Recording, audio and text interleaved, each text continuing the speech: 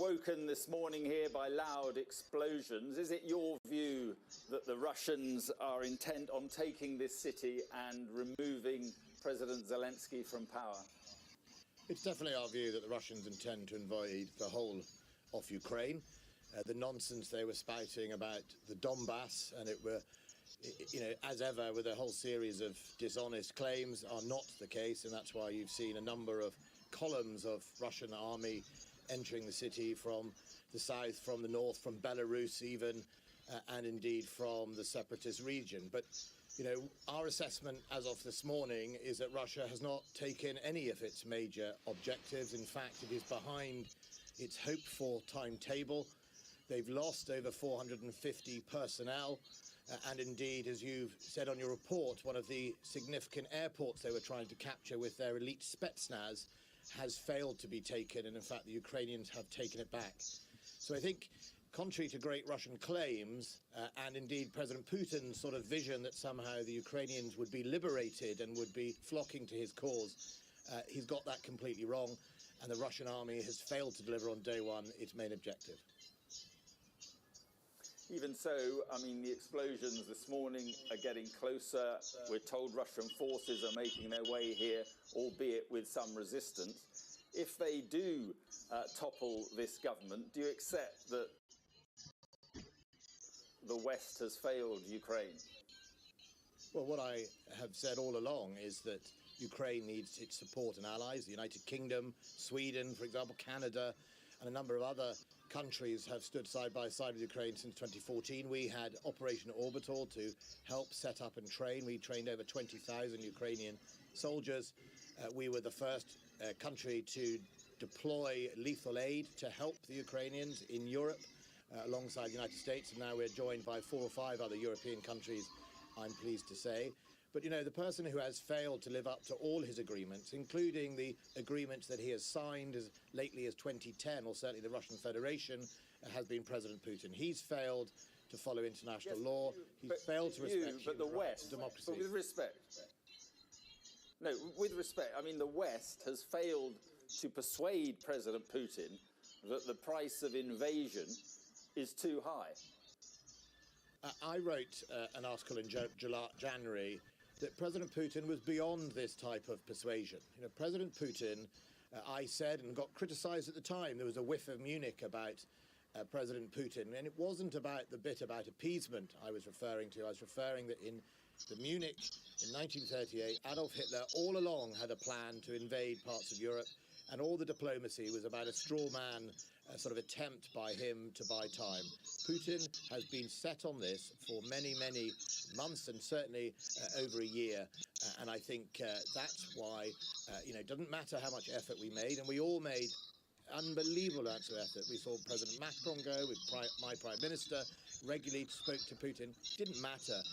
As we're seeing today, it's not about the Donbass, it's not about a minority, it is about a greed to subsume Ukraine into the Russian Federation, or indeed for President Putin to land grab in a way he modelled himself. But if you saw it coming a year ago, months ago, shouldn't the West and NATO have been more prepared for this? Let me just read you what President Zelenskyy, who is in this city, we think somewhere, probably in his bunker somewhere. Let me read you what he said this morning. He said, "We are defending our state alone. Like yesterday, the world's most powerful forces are watching from afar." As a military man, how does that make you feel? Well, what it makes me feel is the same thing that many people in the West felt, which was what you are seeing on your cameras today is illogical.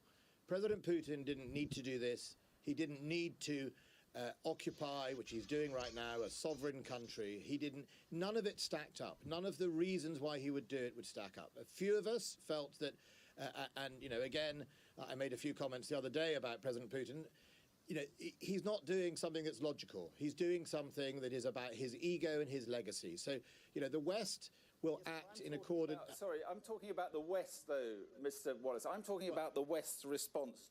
Regardless of any NATO articles or rules, is there not a moral responsibility on the West to protect a democratic state from a paranoid, autocratic dictator. Isn't that just basic humanity, and isn't that a moral mission? Well, it absolutely is a moral mission, which is why we have taken the step of some of the toughest sanctions to be placed on Russia going in now. It's not working. It's not working. The shells are coming in. The missiles are coming in. Hang on. As you say, President...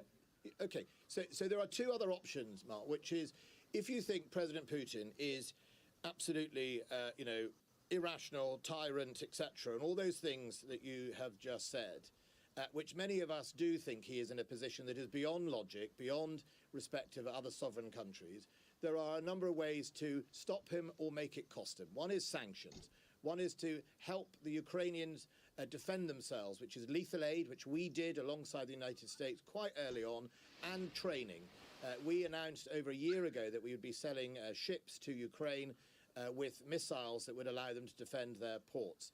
We have done a lot. The third option, which is the option that I've been quite open about... Just to interrupt on that one.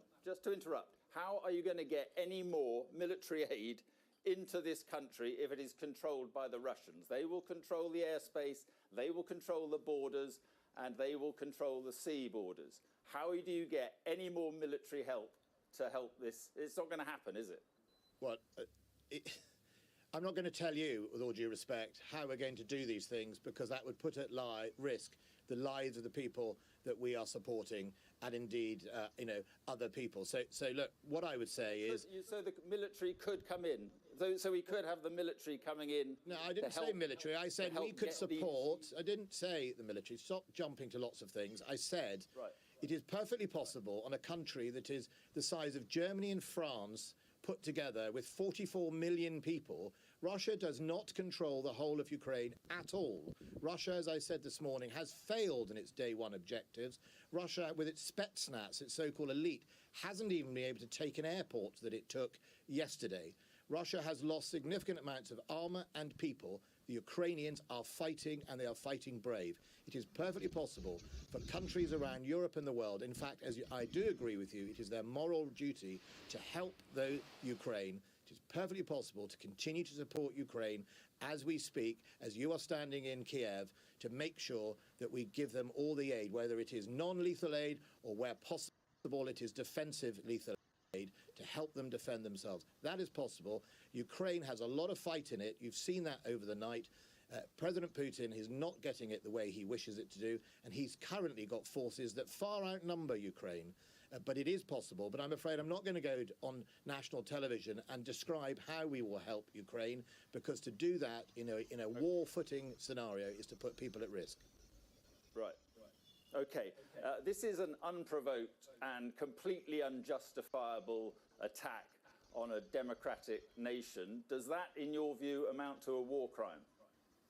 Well, it certainly amounts to a breach of international law in anyone's definition. And what happens on the ground is the responsibility of the Russian Federation. We summoned the defence attaché to the Ministry of Defence yesterday. I made sure he was reminded of his obligations under the Geneva Convention. The track record of Russians in places like Chechnya is not good, but nevertheless, those commanders, whether they are senior or junior, will be held responsible. And in this day and age, the good news is we know who they are, and we can find out who they are should they commit war crimes. And we will pursue them no matter what happens in Ukraine. The West will pursue them, the United Kingdom will pursue them. And President Putin, who has done this, he has to fail. Whether he fails militarily or whether he fails for the rest of his reign, so to speak, in Ukraine, he has to fail. He has to fail because he is fighting our values, and he is fighting all the human rights that we stand for. And I don't know whether he'll fail in Ukraine. We will do everything we can to make sure he does. But if he doesn't, he needs to fail after that. If you are going to track these people down and you're going to hold them to account, does that mean we will see President Putin in a war crimes court? Is that what you would like to see? And do you think that will ever happen? If President Putin commits a war crime, then just as I do, if I were to commit a war crime, I should expect to be held to account.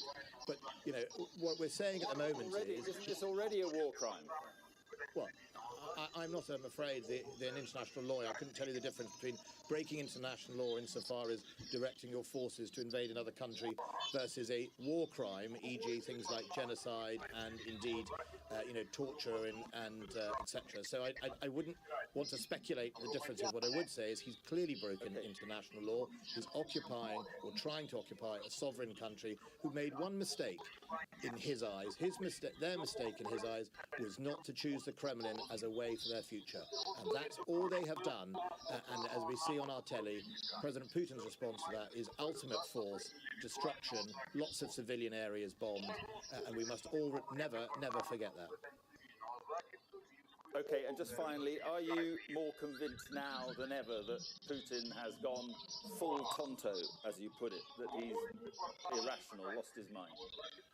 I certainly think what he is doing is deeply irrational. I certainly think he has gone full Tonto, if that's what what I said the other day and talking to some soldiers. No one else in their right mind would do what we are seeing on our telly screens today. No one else would impose their will on another sovereign country with all sorts of concocted conspiracies and very bizarre readings of history, unless somehow they were acting deeply irrationally. But that's no comfort to the people of Kiev. I spoke to my defense counterpart only a few minutes ago, and we spoke to them last night, myself and the Foreign Secretary. Our Prime Minister is going to speak to President Zelenskyy, and we will keep on going, supporting the people of Ukraine.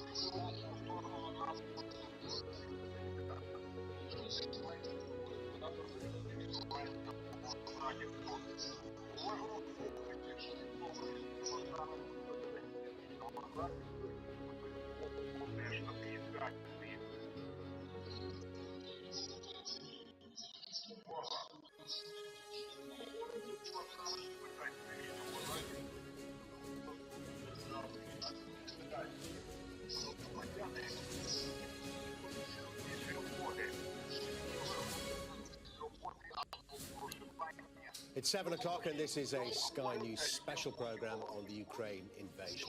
Our top story, 2 grim milestones after a week of war.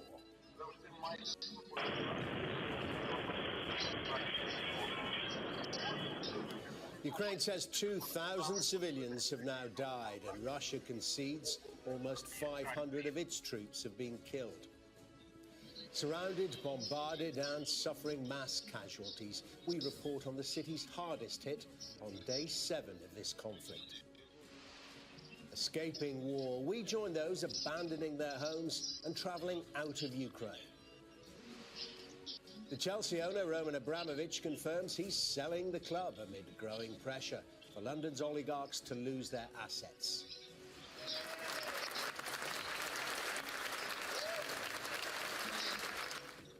Here, MPs pay their tributes to Ukraine as the Prime Minister adds his voice to those accusing Russia of war crimes. And cleared to compete, athletes from Russia and Belarus will be at the Paralympics but won't be able to fly their flag.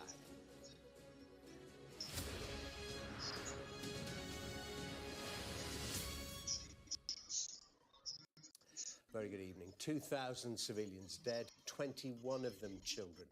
These are sobering numbers released today by Ukrainian officials, a week into Russia's invasion.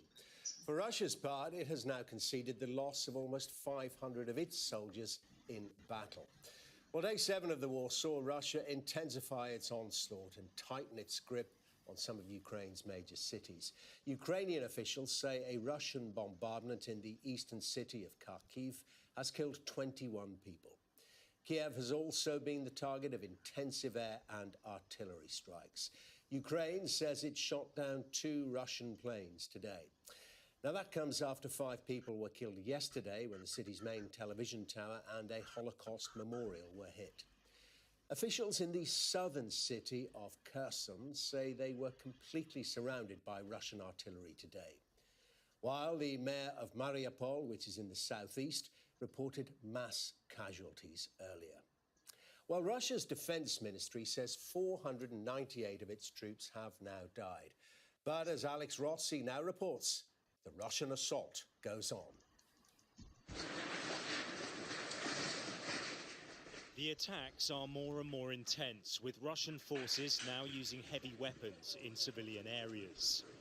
In the second city of Kharkiv, a university building crumbles after a missile strike.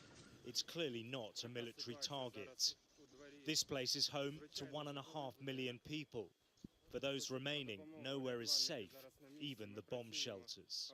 I have kids at the age of 8, 10, 11, 12 and 13. All of them are afraid they will destroy Kharkiv for sure. They have no leave.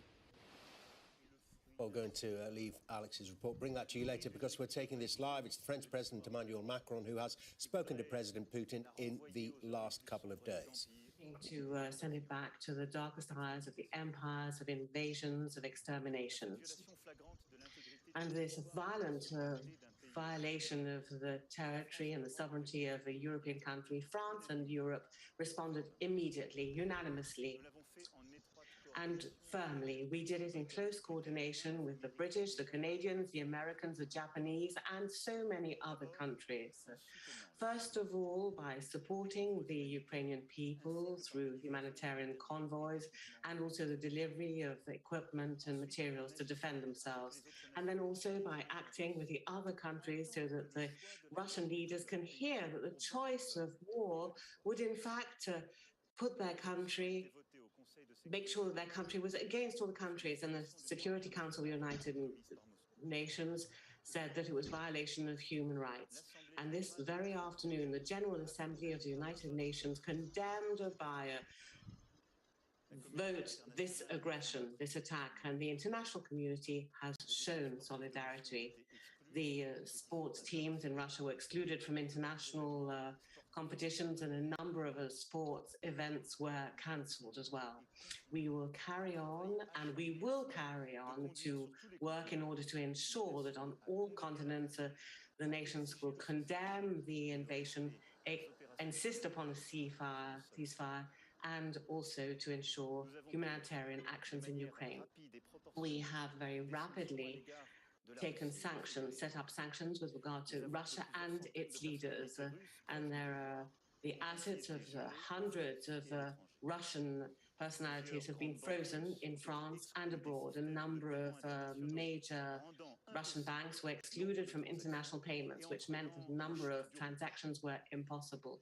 And the propaganda organs in Russia have stopped emitting in Europe. On the ground, we've given the ways to actually protect our nationals by organizing the transfer of our embassy to another town in Ukraine, and also allowing all French people, whoever wanted to be able to leave the country as soon as possible. And here in your name, I'd like to thank all of the diplomats, police officers, military and state agents who carry on with this effort and who are looking after our citizens in Moldavia and in the main exit points of the Ukrainian territory.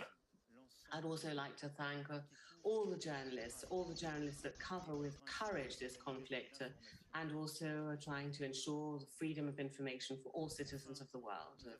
Finally, we have participated in this effort within the framework of NATO in order to protect the security and the sovereignty of our European allies by reinforcing the military presence that we already have in the Baltic states and in the region. And hundreds of French soldiers arrived yesterday in Romania. And this was a diplomatic initiative, sanctions against the political and economic leaders of Russia, supporting the Ukrainian population. So therefore, that's going to carry on and it will be intensified. And the aim is to ensure that combat stops. But at the same time, we are not at war against Russia. We all know what associates us with this major European population and country that did so much in order to save Europe and during the Second World War. So today, we're at the side of all Russians who refuse an undignified war in their name and the spirit of responsibility and courage of defending peace. And they certainly say this in Russia and elsewhere. And for that reason, if I constantly talk to the President Zelenskyy, I also chose to keep in contact, and I will keep in contact as much as possible and as much as necessary with President Putin in order to try to find, without fail, to try to convince him to give up arms, to help him as much as possible with regard to the talks underway, and also to avoid the contagion and the increase of this conflict as much as possible. The balance within our continent, as with regard to a number of aspects on a daily basis, has been unbalanced, and there will be some changes in the coming months. Europe will certainly be affected by this, and I'll come back to it. There are hundreds of thousands of refugees coming from Ukraine will be received on our continent and are received on our continent, and France will play its own role. And I'd also like to thank our towns and our villages that have mobilized, and to thank our charitable organizations who are also trying to receive these people. And we organize ourselves and we will take care of those who are coming to our country to be protected.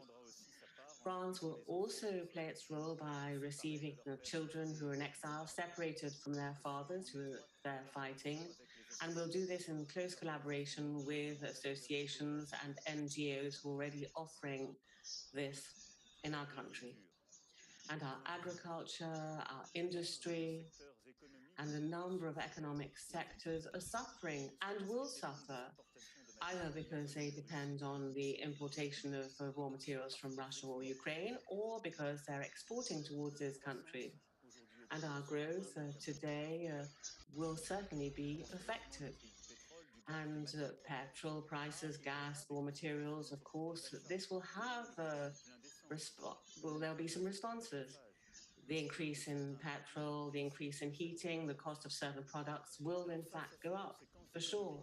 And so these economic and social consequences, I will just have, or the only thing I want to do is to protect you. We're going to, of course, support certain areas. We're going to try to find new suppliers and certain new outlets. And so with Americans, Europeans, and people from the Middle East, we're trying to work out other solutions. We're trying to look at the commercial flows and also an increase of prices.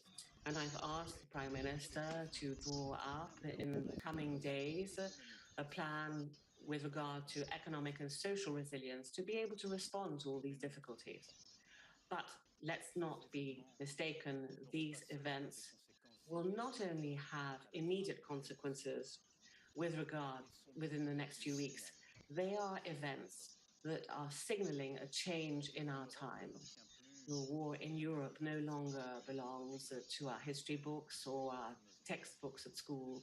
Now we're living this in front of our eyes. Democracy is no longer considered as being uncontestable. Democracy is being questioned. And our freedom, that of our children, is no longer something that's simply a fact. It's simply a system of courage, and it's a fight of every instant.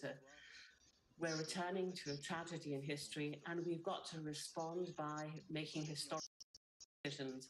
Our country will therefore increase investment in defense and will pursue its strategy of independence and investment in its economy, research, innovation, and which has also already been reinforced because of the pandemic. Our Europe is demonstrating, as it has done in the previous months, a remarkable unity, and it now must accept to pay the price for peace, for freedom, for democracy. And it must also invest in order to depend less on the other continents and decide for itself. In other words, become a more independent power, a more sovereign power, economic power, first of all. We can no longer depend on the others to feed ourselves, to look after ourselves, to inform us, to finance ourselves. So that's why with the decisions during the pandemic, we've got to make sure that we promote a new economic model founded on independence and progress. As far as energy is concerned, we can no longer depend on others, and we can't depend on Russian gas in order to heat our homes and so on. So after having decided for France with regard to the development of renewable energies and the construction of new nuclear reactors to defend a strategy of independence, energetic independence, and we can no longer depend on others to defend us, whether we're talking about on the ground, at sea, undersea, in the air, or in cyberspace or space.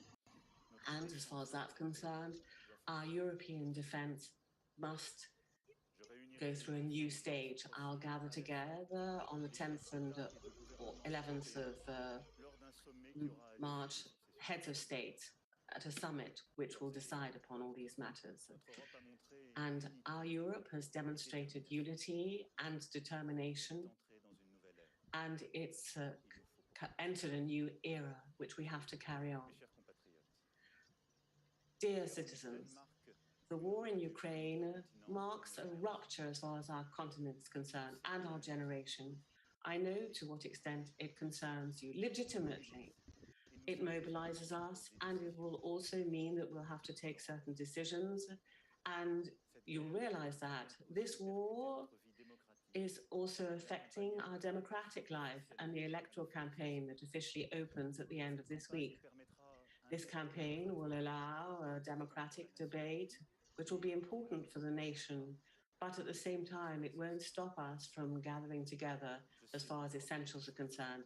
I'm able to count on you. I know I can count on you and your attachment to freedom, to equality, to fraternity, and to the place of France within the world.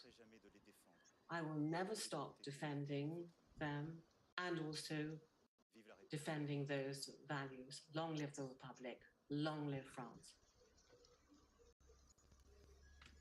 Well, that was the French president. As you could see, Emmanuel Macron speaking in the last few minutes and emphasising first and foremost the unity, the unanimity of approach from the West towards Russia in its invasion of Ukraine, the unity of NATO, the EU and all the allies. Talking then specifically about what France has been doing, about the assets of the oligarchs, Russian oligarchs that it has frozen, just like in the UK.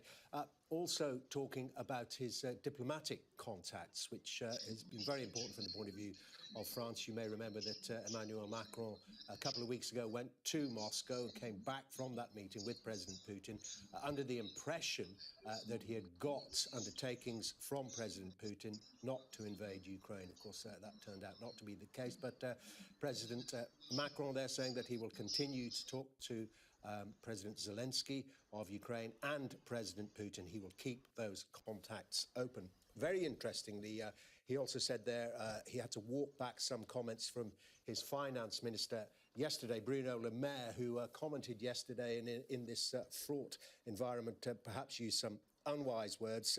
Bruno Le Maire referred to the all-out economic and financial war that the West was carrying out on Russia. Those comments, of course, were poorly received in Moscow, but Emmanuel Macron there making it very clear. He said, we are not at war with Russia.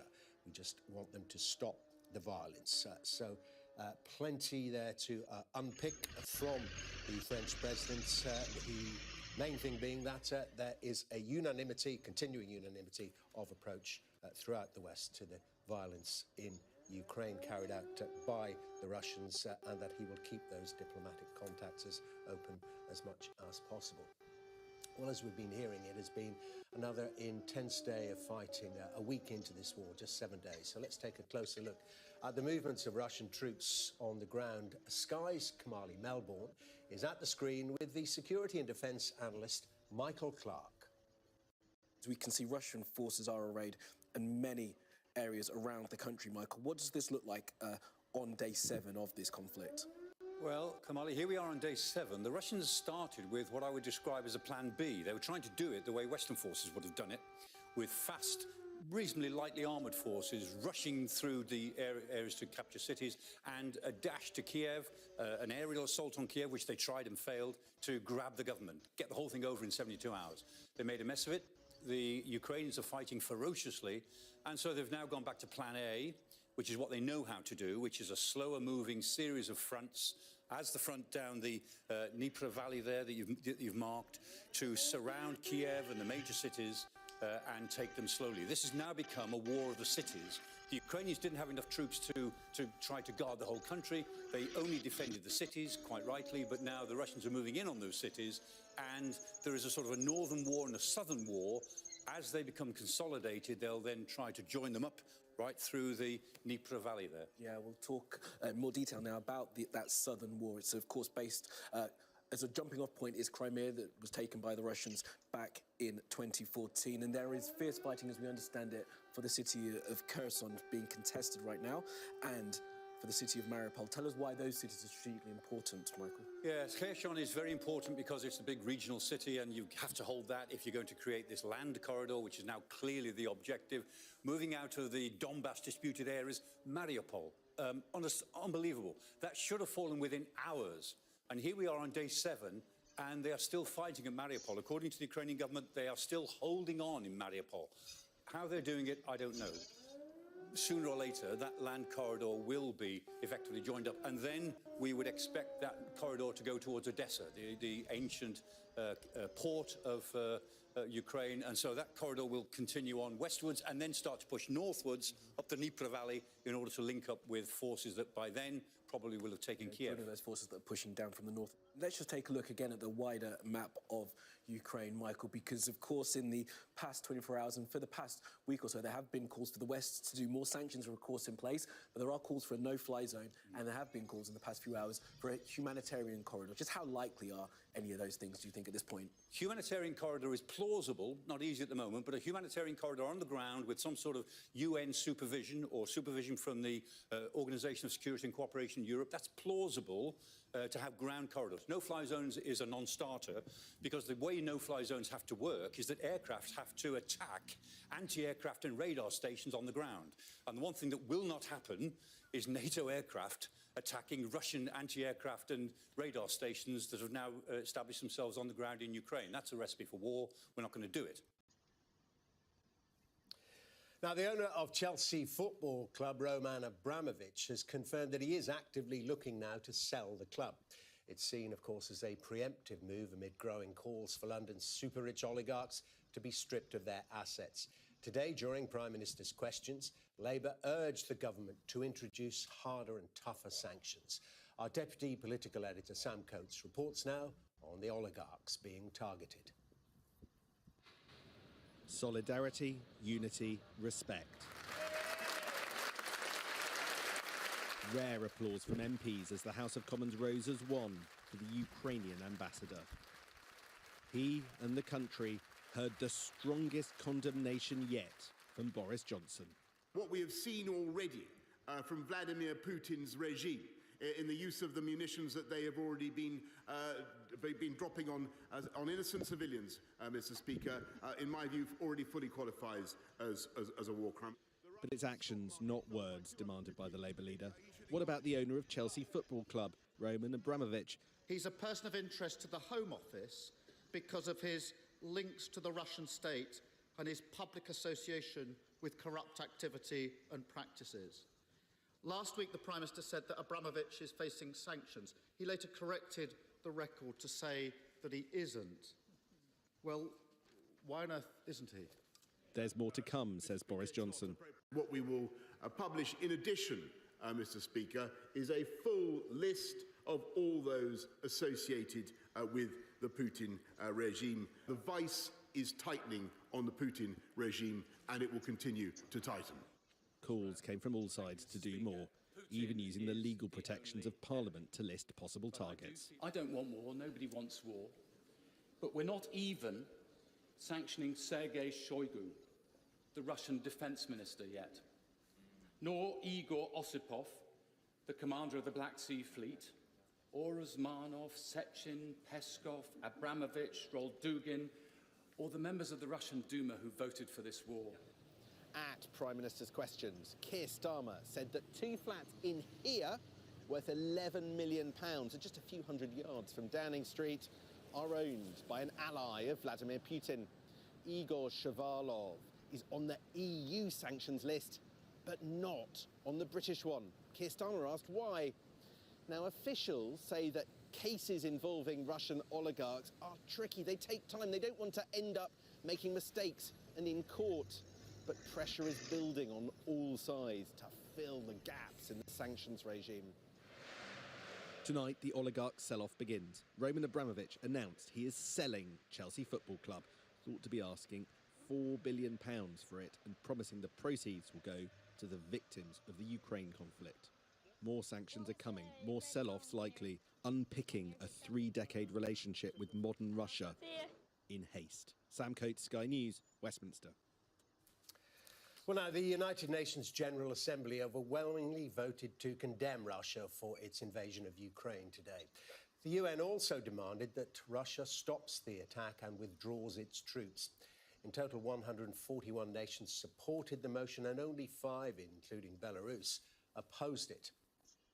For those who remain, Russia is destroying critical infrastructure, vital services which provide millions of people across Ukraine with drinking water to stay alive, gas to keep people from freezing to death. And now it appears Russia is preparing to increase the brutality of its campaign against Ukraine. We've seen videos of Russian forces moving exceptionally lethal weaponry into Ukraine, which has no place on the battlefield. That includes cluster munitions and vacuum bombs, which are banned under the Geneva Convention. Well, let's talk to our US correspondent, Mark Stone. And Mark, very clearly, Russia has precious few friends left at the UN. Yes, a chamber that exposed those who are sticking by their old ally, Russia. Just 4 countries, plus Russia, voted against this resolution. They are North Korea, Eritrea, Syria and Belarus. Clearly countries that you would expect to vote this way. The abstentions were interesting for their own geopolitical calculations. 34 countries decided to abstain, among them Cuba, China, India, Kazakhstan, Zimbabwe, and a number of other African nations as well. I think within those group of abstending nations, perhaps that is the avenue for diplomacy. We know that the Chinese the Chinese Foreign Minister Wang Yi spoke to the Ukrainian Foreign Minister over the past 24 hours. The Ukrainian Foreign Minister has also spoken to the Indian Foreign Minister. Now, both China and India have close diplomatic relations with the Russians, as does Israel. Israel's Prime Minister has been speaking to both sides. If there is an attempt to find a diplomatic solution here, then does it come from one of those avenues? Perhaps. And I think certainly officials within the United Nations have been stressing that diplomacy is the only answer. But as a message of isolation. It was one heck of a message.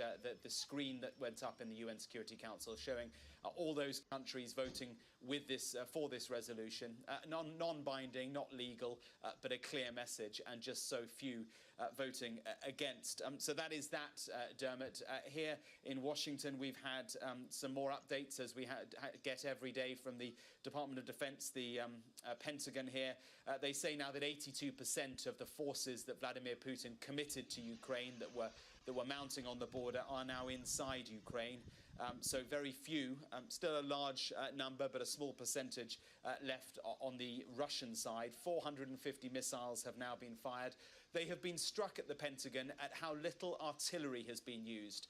In a conventional invasion of a country, the first thing you would do is fire an awful lot of artillery from your side of the border into the country you're invading. The Russians haven't done that. Now, the Russians are saying that's because we're trying to prevent civilian casualties.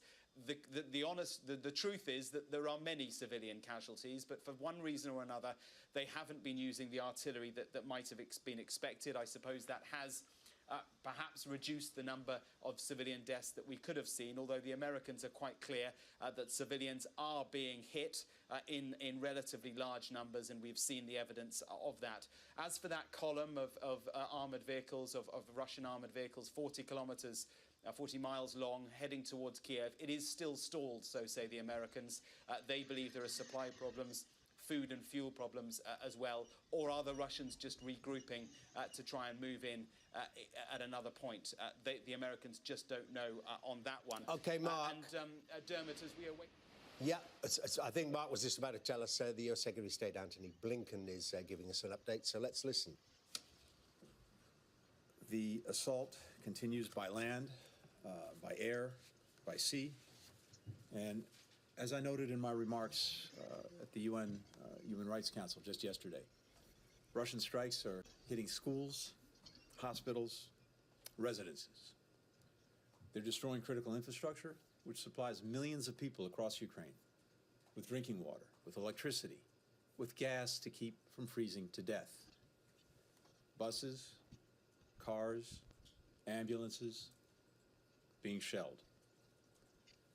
Yesterday, Russian strikes in Kyiv struck the capital's main television and radio tower and destroyed part of the Babi Yar Holocaust Memorial. Apartment buildings outside of Kyiv were hit, partially collapsed. A huge explosion occurred in the main square of Kharkiv, Ukraine's second largest city. These aren't military targets. They are places where civilians work and families live. Kharkiv is one of the largest Russian-speaking cities in Europe. It's fewer than 50 miles from Belgorod, its sister city in Russia. And Belgorod is where the missiles against Kharkiv were likely fired. President Putin, among the many false justifications he's given for invading Ukraine, has cited the need to protect against an imaginary threat to Russian ethnic and Russian-speaking peoples. How is assaulting and bombing the population of Kharkiv, again, one of the largest Russian-speaking cities in Europe, advancing that purported goal? As President Zelenskyy said after the assault, there was never a border between Kharkiv and its Russian sister city. The two cities are in the hearts of Ukrainian and Russian people. Among the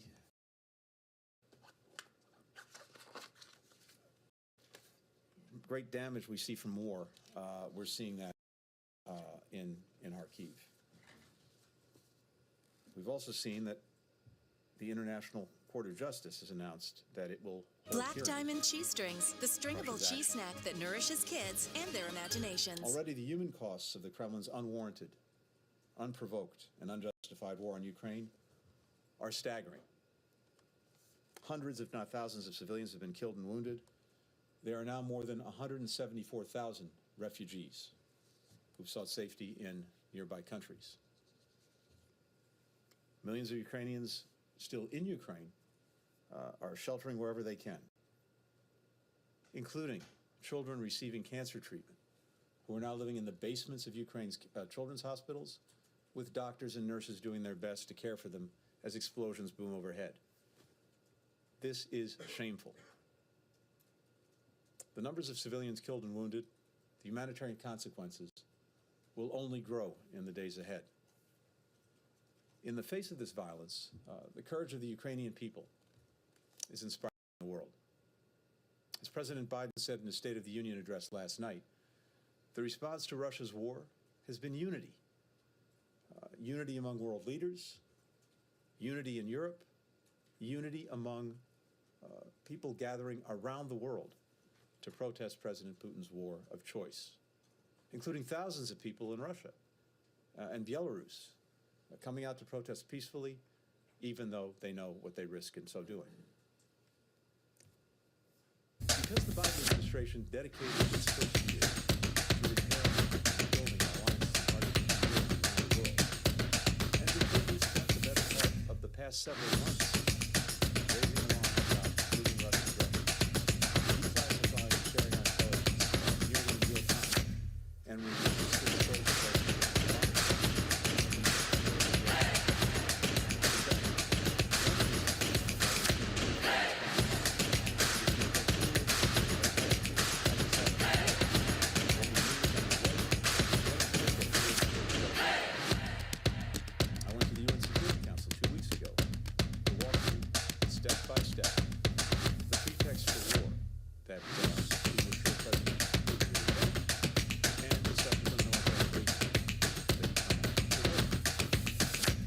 precisely what he did. While Russian officials continue to deny it right until the invasion began. Seeing that decision and premeditated aggression play out exactly as we predicted. Generated outrage and solidarity that did and around the world.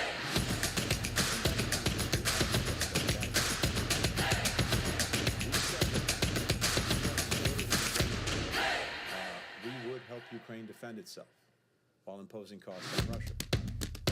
Last week, the President approved $350 million in military assistance to Ukraine to help with the armored, airborne, and other significant threats it now faces. That brings our total security assistance to Ukraine in the past year to more than $1 billion, more than previously. Over the past several days, I authorized the expedited transfer of U.S. original from allies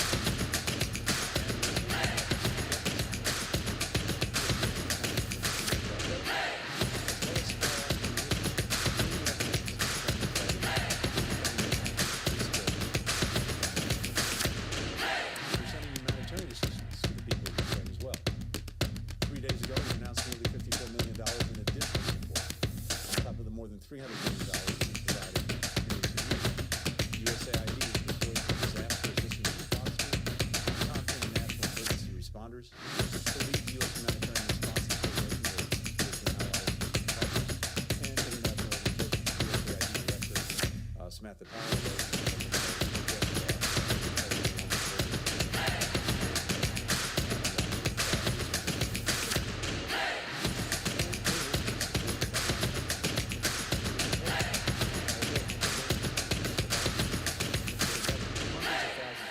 including many children, elderly people, people with disabilities, all of whom are fleeing Ukraine to escape Russia's violence and facing harrowing journeys for safety. We and our allies and partners will keep it safe, manage control risks, support across the region, and provide critical supplies. At the same time, we're holding what's right happening, including Russian conflict. Back in December 1st, I said that Russia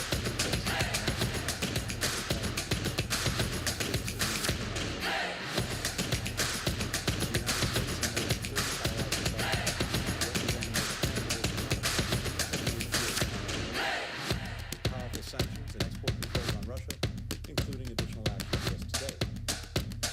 We've now sanctioned most of Russia's largest financial institutions and its sovereign wealth funds. The European Union approved key sanctioned Russian banks from the SWIFT International Payments Network.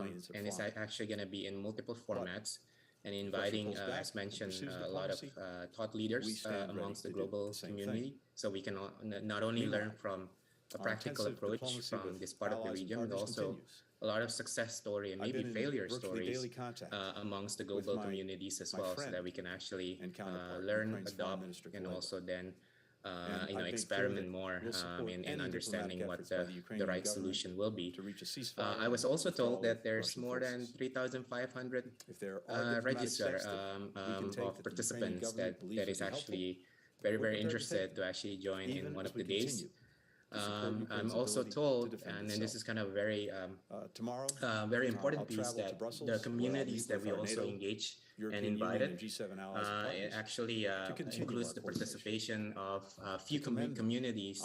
So for instance, She Loves Data, the AI professionals and data science Indonesia, which again, you know, a very important collaborations to actually ensure that we can expand the engagement to larger and larger communities. So welcome everyone from that organization.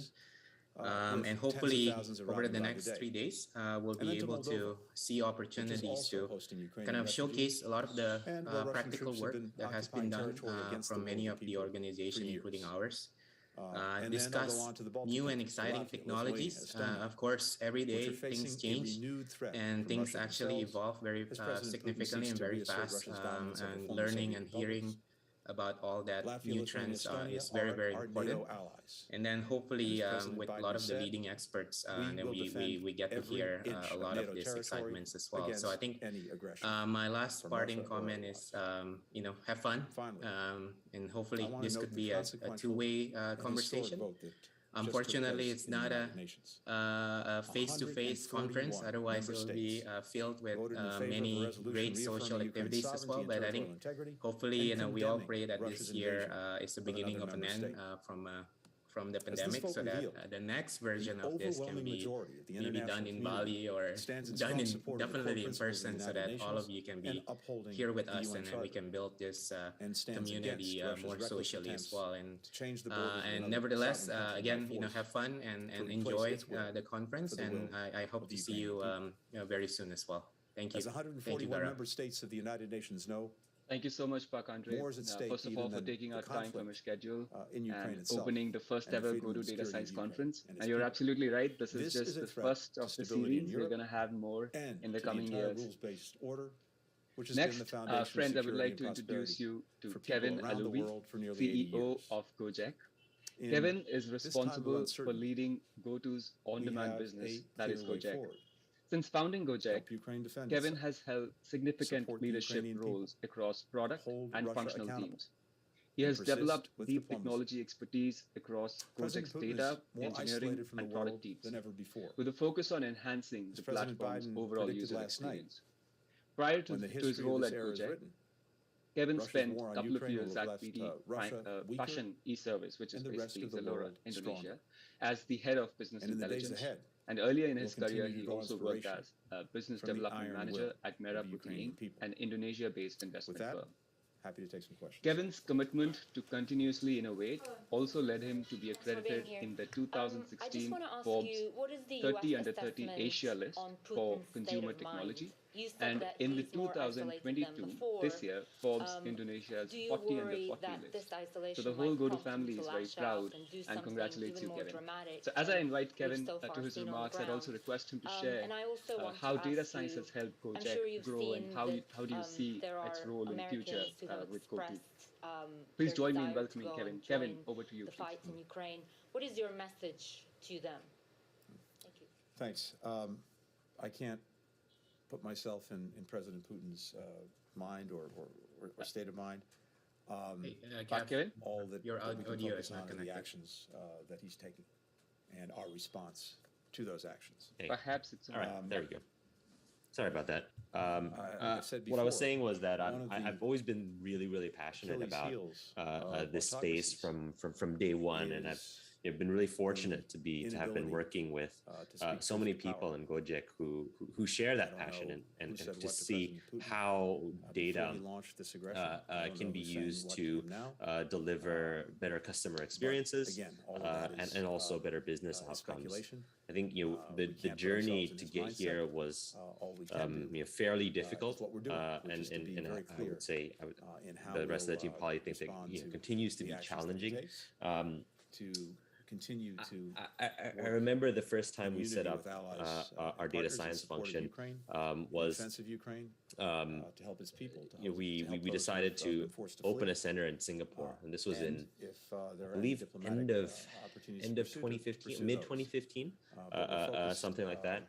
and we were the first company in Indonesia to do so. And since then, the function has grown to various different countries. At one point, we even had folks working out of the U.S. But today, we have people working on data and data science across Indonesia, Singapore, and India. And we've really grown the function tremendously. It's not also it's not just about data science. Obviously, we have data engineering, business intelligence, and many other kind of supporting functions across the org. And all of those actually help us to deliver better customer experiences and better business results across Gojek. I mean, everything from probably the more obvious things like programmatic dynamic pricing for our services, to even things that might seem smaller but also really important around, for example, what chat recommendations do we give to the consumer and the driver when they're talking to each other so they can save typing time and typing effort. We're really big believers in the ability to ingest all of these various different inputs, statistics, to actually create these superior experiences. And we really believe that the really best customer-oriented companies will always be using data extensively. Not just in terms of analysis, having great people come up with really good insights about their customers and their business, but also probably more importantly, or arguably more importantly, or just as importantly, I would say it's how to use coordination and agreement with the allies. Machines and decision systems in order to automate in real time. Poised to encircle Kyiv. Or to automate and ingest data in real time to deliver these experiences. And so, this is kind of what we've been focusing on over the last 1 or 2 years at Gojek.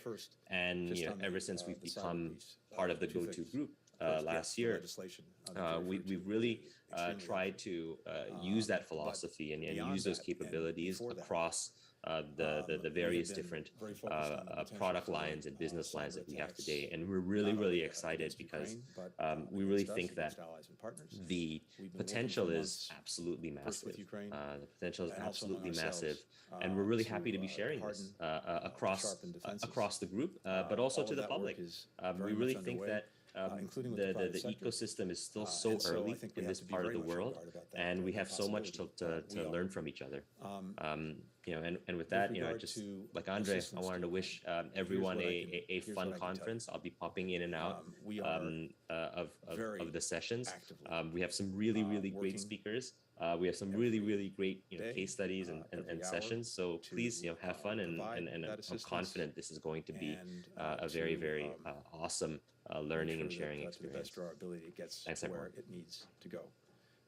And this is not Thanks so much, Pak Kevin, for the wishes and for sharing the insights as well from Gojek. To do that, I think no doubt the data that is used to make a customer's experience better is actually reflected on how customers love the experience of using the services by Gojek. Statements on Ladies and gentlemen, this marks that the GoTo Data Science Conference has officially begun. And I welcome you all once again on behalf of the GoTo family. GoTo is one of the largest technology companies in Indonesia and Southeast Asia.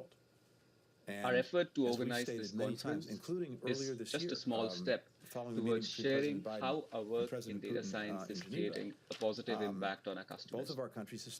We also want to learn from the experts in the field who we have invited as guests and discuss new and cutting-edge ideas that they are working on and we can learn from. Being a socially driven and sensitive organization, we value and cherish the involvement of data science communities across the globe towards this common goal, and you will see many communities represented in the conference as well. In this conference, we will be discussing a wide variety of areas in data science, covering to change NLP, our own causal inference, bandit, recommender systems, computer vision, search ranking, and more. This also reflects that actually there is a variety of problems that we are solving at the Google. countries that voted against, the 5 We are a countries that diverse voted group against, no of surprise, individuals, Belarus, the data Eritrea, scientists, North Korea, Syria, and especially the data Russia. science team. But I'm wondering We if come you from have any a thoughts variety of about backgrounds abstentions, ranging from particularly mathematics, from Latin America, arts, Cuba, engineering, Nicaragua, physics to business. Venezuela, In fact, who stayed out. my These are team also countries has a that geography are no stranger major who is an excellent larger data scientist. powers, shall go unnamed. So the getting expertise involved in, that is required to in solve their internal problems laws. I'm wondering of if the that says anything complexity to you. and then the scale secondly, on the we, prospects for is ranging from diplomacy NLP to computer with vision, Russia, which you and said the scale keeping the at which door we are open solving to. these problems is massive. Really, what are the We what are work the as one prospects go-to, for, that's what also are a the hashtag, chances of that happening? while And- located and- across and multiple different is there- locations. Our teams are if there located in is an open Indonesia, door, India, and is it Singapore, just and for they're continually Ukraine, expanding. And potentially the Iran talks in Vienna? This marks the or beginning, are and you before we open begin to the series of talks the and whole gamut of discussions, things, we will arms take a control, quick 5 minutes climate, break all- as our you next know, guest any number of speaker other things. gets ready for the plenary talk.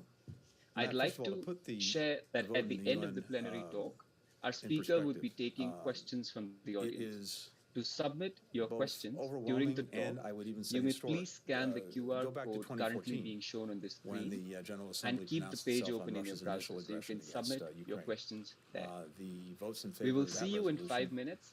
were 100. Please enjoy the break and be back in 5 minutes. Then go to the horrific actions that the Assad regime took in Aleppo. The vote there was 120. Black Diamond in favor Cheese of the Strings, resolution, the stringable cheese snack that condemning, nourishes kids and their the actions of imaginations. The Assad regime. Today, 141 votes.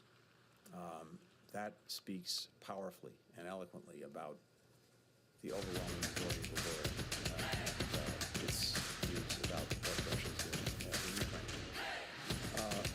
I'm not going to parse the individual votes. I think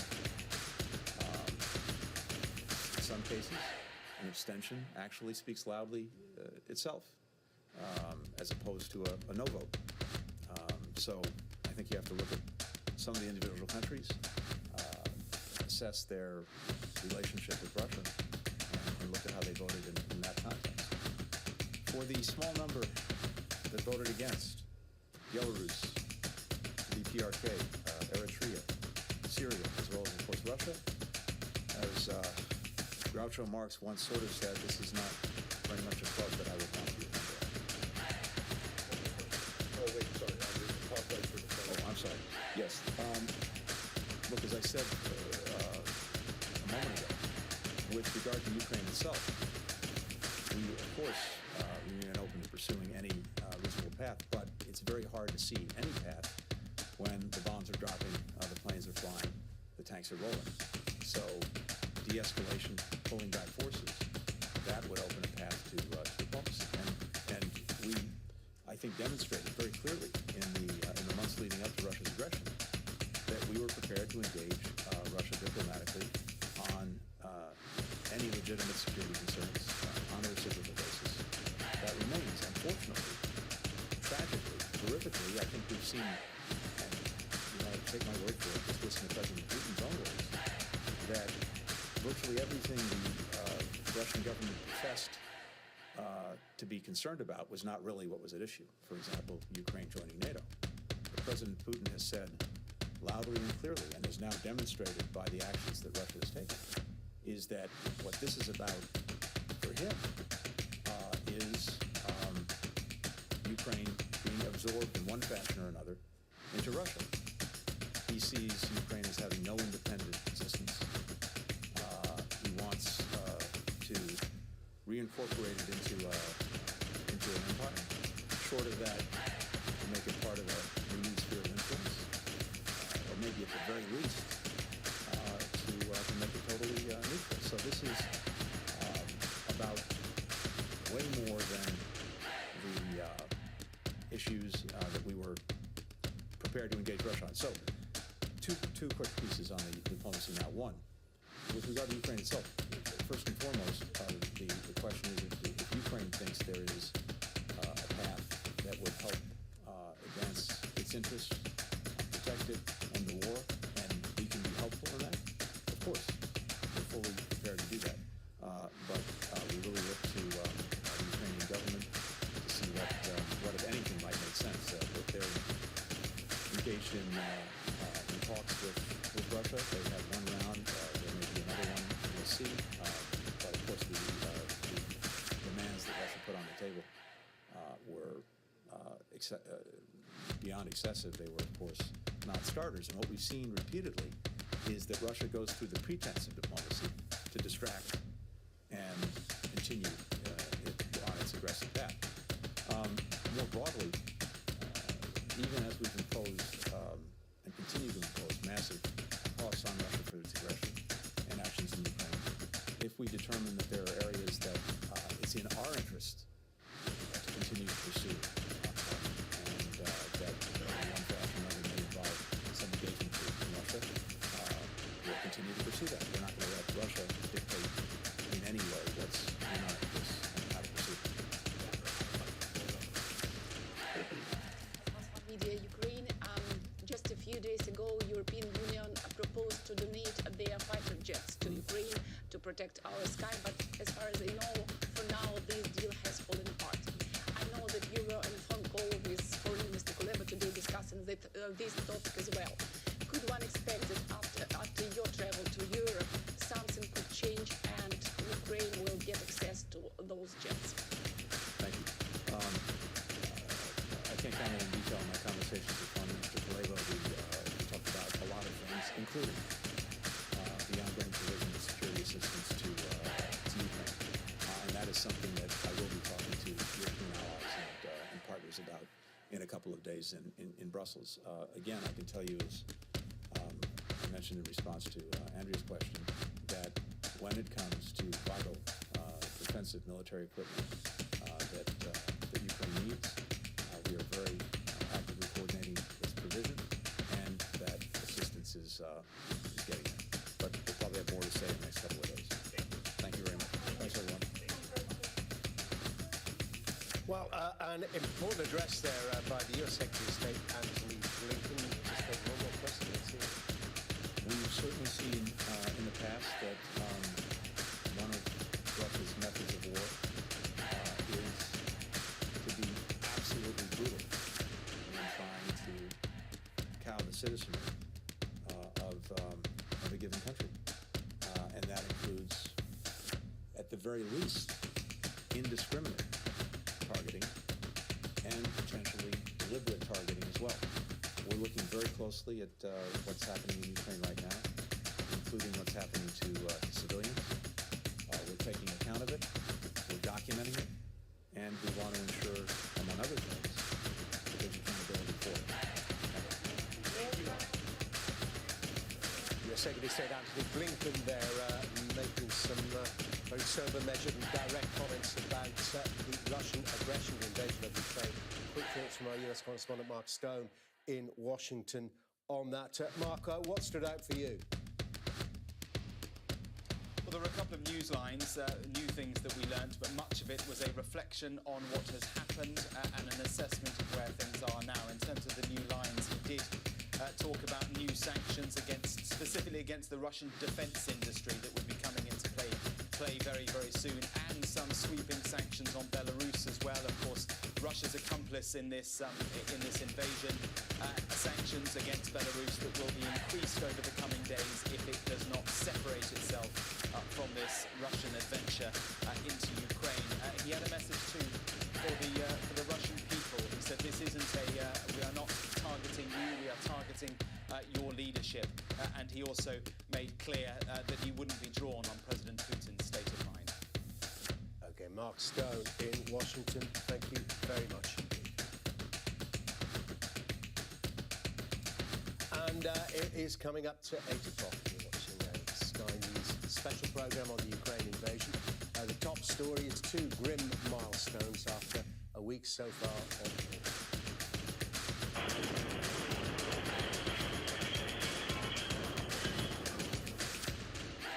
Ukraine says 2,000 civilians have now died and Russia concedes almost 500 of its troops have been killed. Surrounded, bombarded and suffering mass casualties, we report on the city's hardest hit on day 7 of this conflict. Chelsea Football Club owner Roman Abramovich confirms he's selling the club amid growing pressure for London's oligarchs to lose their assets.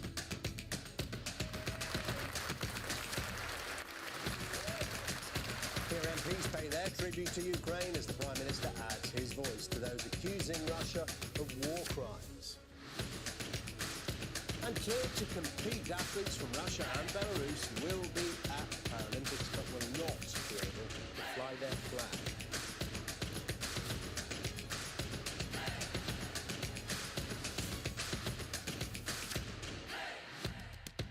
A very good evening. 2,000 civilians dead, 21 of them children.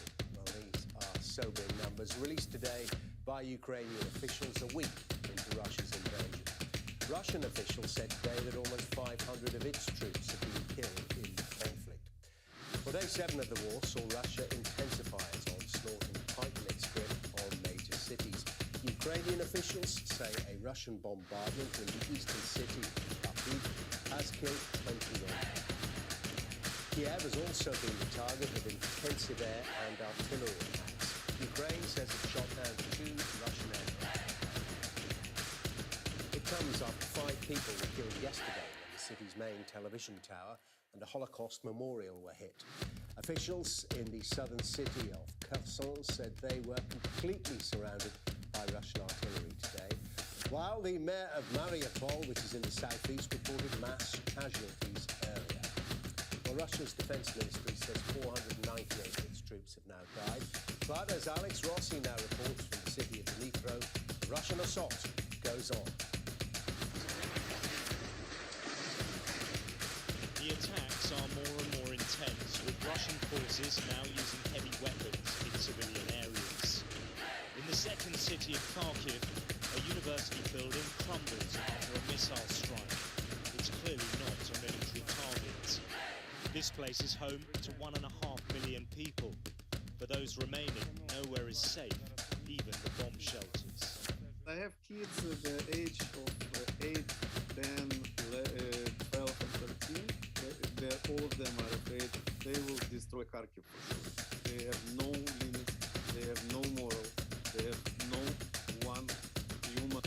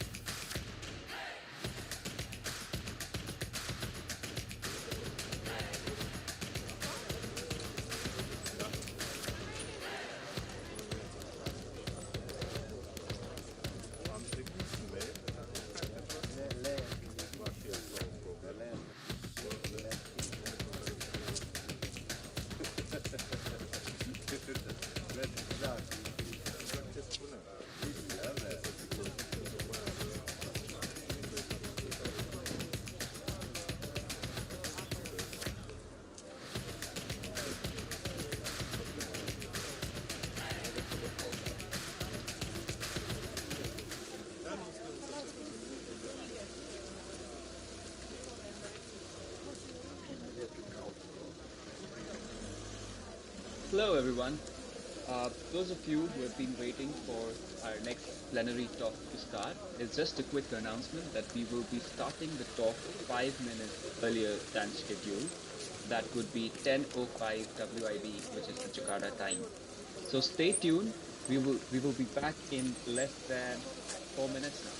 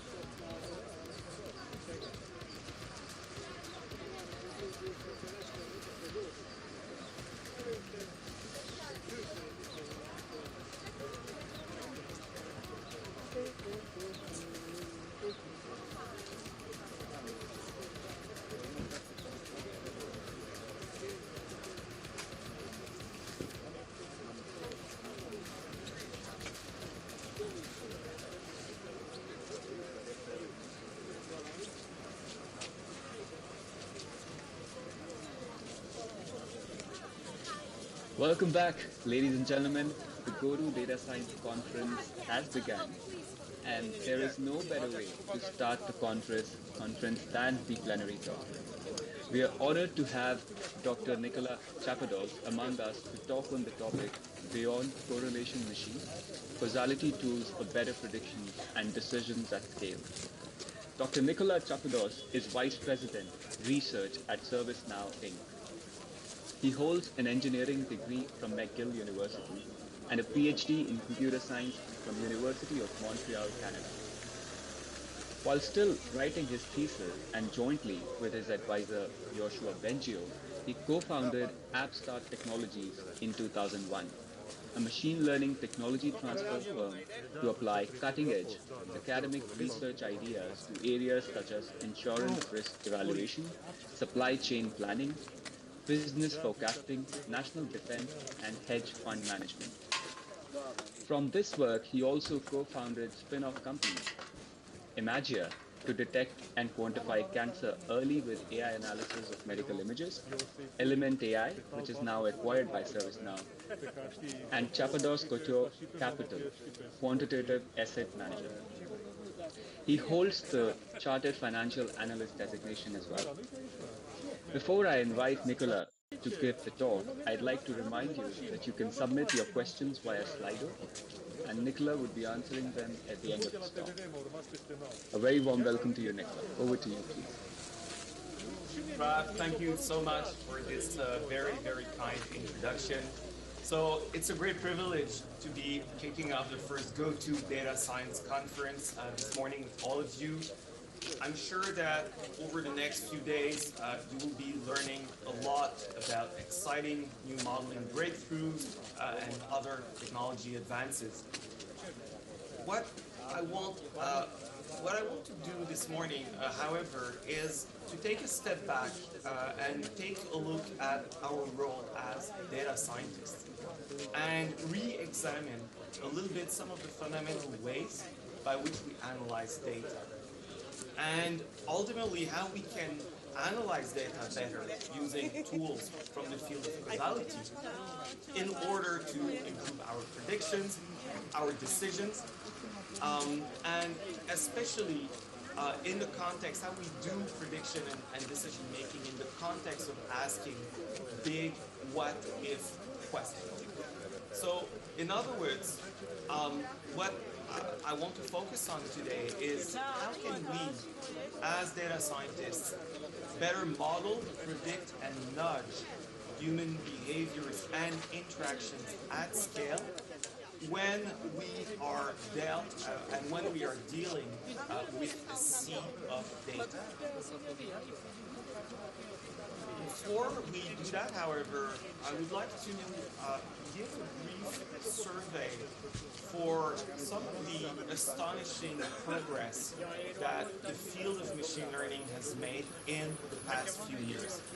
And this, I hope, will give you a feeling for many of the accomplishments that most researchers in the community thought were either implausible or even impossible as of just a few years ago. One example to start with is the field of computer vision. And as of 2017, for example, computer vision had reached the point where you could do very accurate semantic segmentation and instance segmentation of complex urban scenes in almost real time for self-driving car applications. In the same year, in fact, machine learning models had made so much progress and had advanced so much that on some measures, the performance that we would get with the leading computer vision models would exceed human accuracy on some visual recognition tasks. And in fact, the progress has been so quick in those years that the well-known ImageNet competition was retired in 2017 in the form that had driven much of the progress in computer vision in the prior 2 years.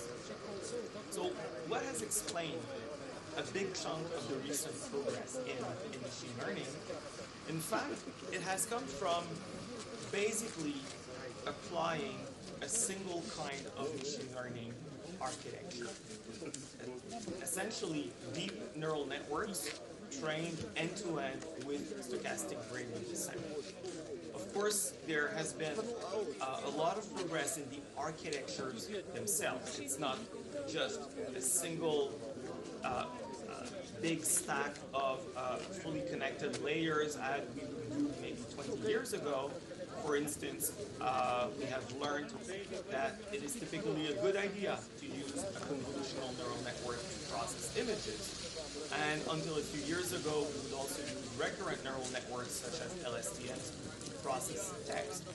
We also have developed a design pattern for large neural networks, such as encoder-decoder architectures, like what we see on the figure.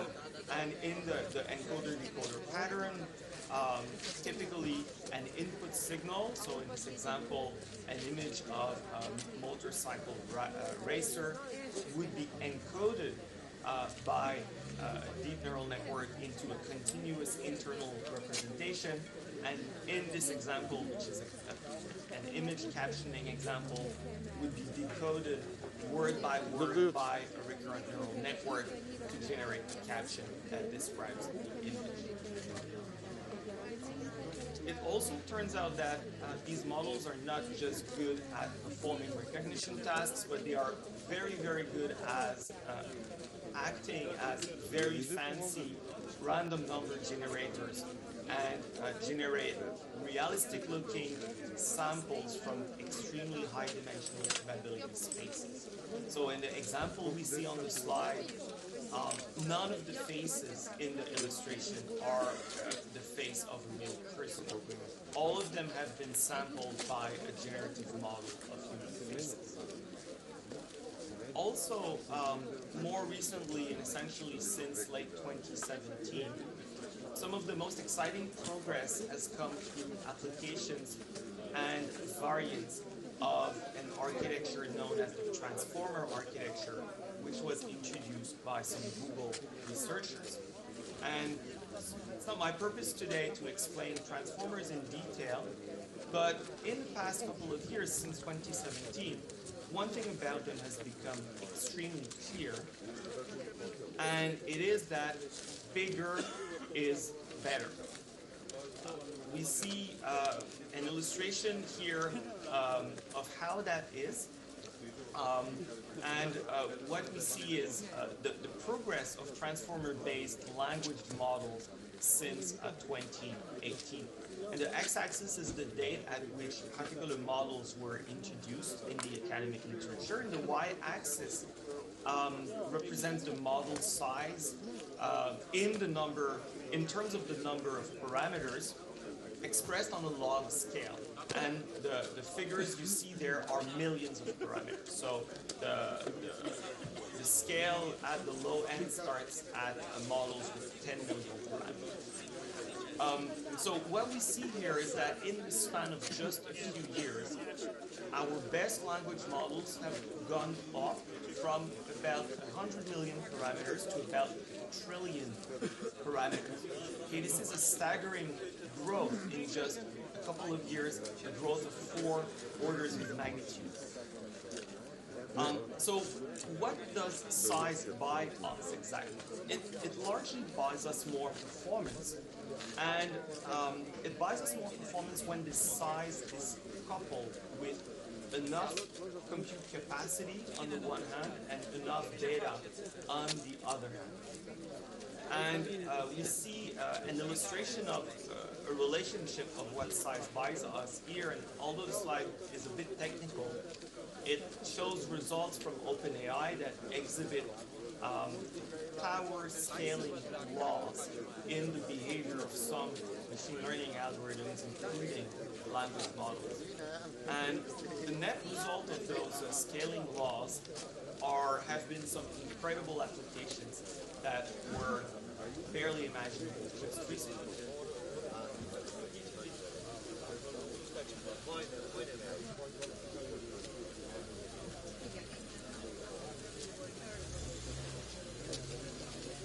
Do you think any of us will look back in our lives and regret the things we didn't buy? Or the places we didn't go?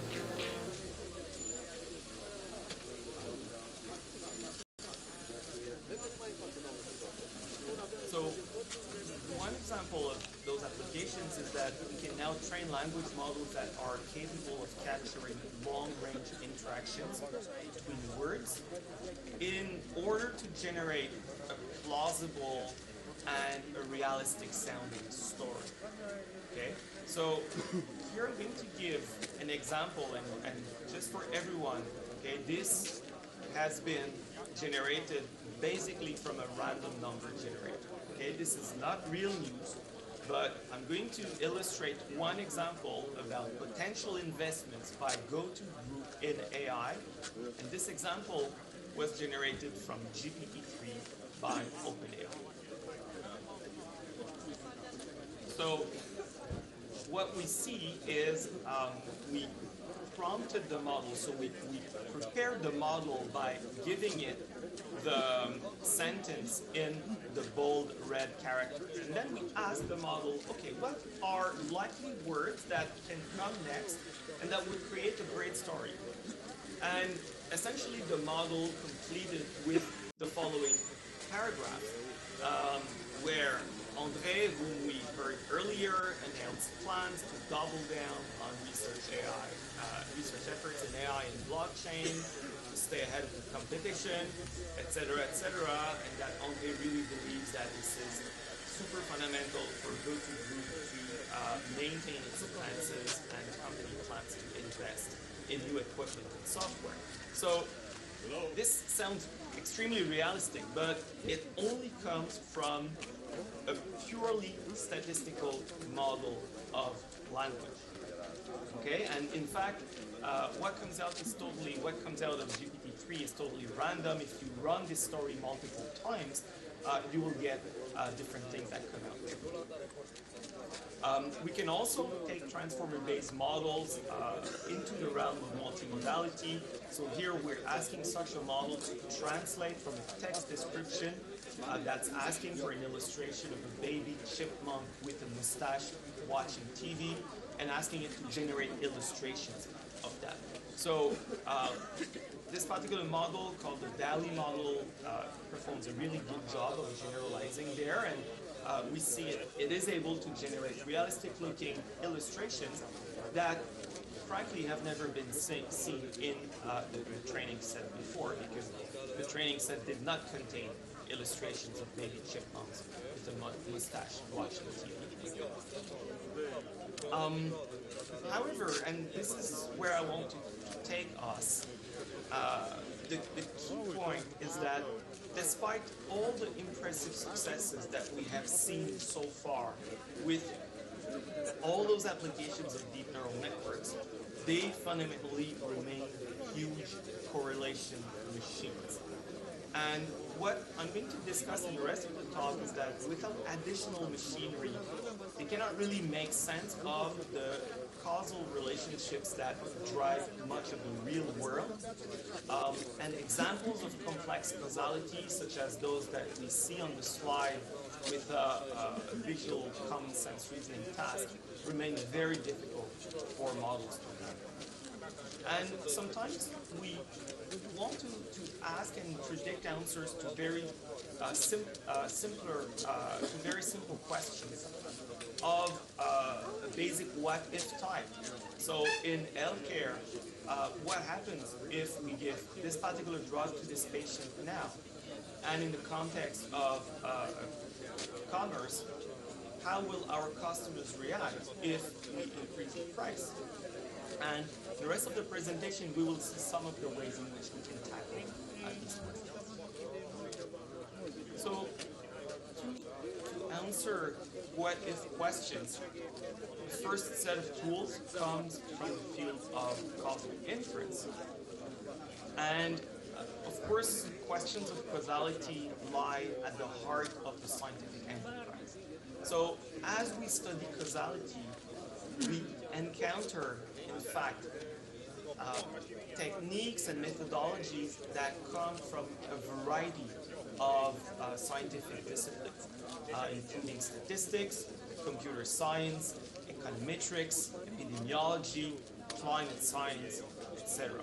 So my goal today is really to give you a flavor for this mode of thinking, to raise your awareness of those techniques when you face up new data modeling problems.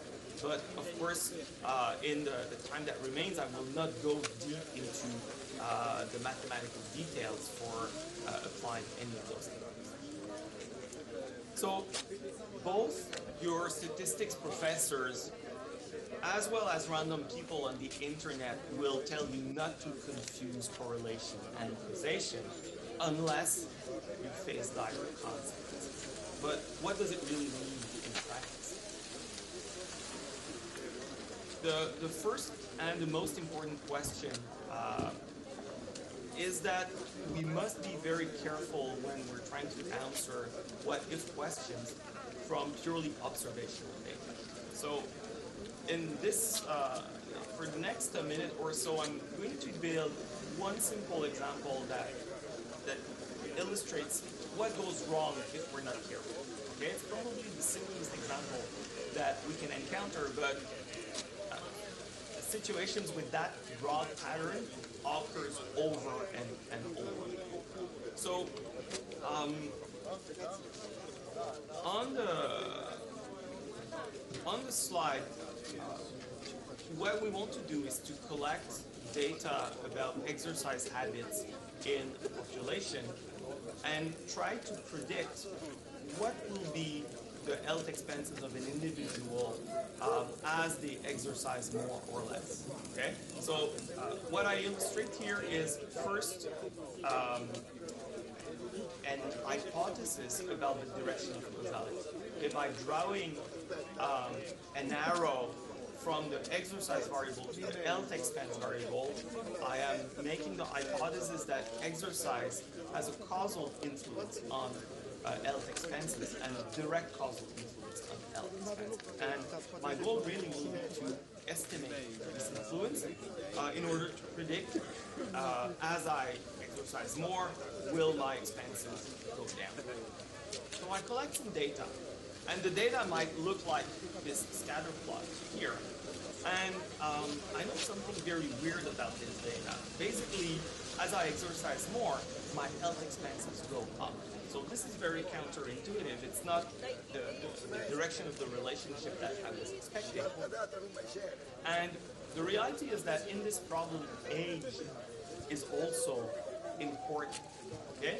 So I draw this new graph where I make the hypothesis that age has an effect on both exercise and health expenses. And when we take this into account, the picture that emerges is much more nuanced. So, same data, the same points, if you squint enough, you will see the points are all exactly the same, but they have been colored differently by the age variable. And when I look at this data, first thing we note is that in this population there is a peculiarity, which is that older people exercise more. For example, maybe that their doctors told them, you're getting older, you need to exercise, and people comply. So this is one first property of this data. Also, a second property of this data is that as people get older, their health expenses also get higher on average. But if I take individuals within the same age cohort, we see that exercising more makes their health expenses go down. So here, this is the causal effect that I'm interested in. So keeping age constant,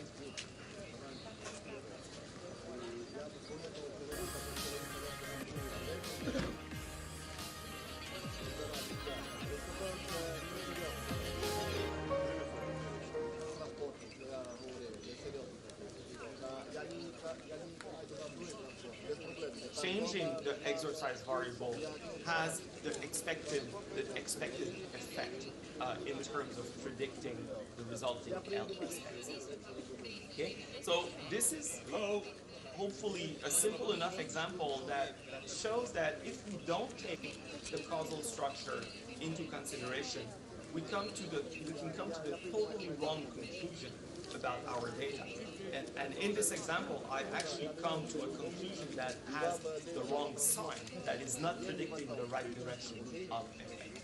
Okay? So those who are familiar with the literature, you would recognize this as being the Simpson paradox, but this is just one example of what can go wrong when you confuse order and correlation.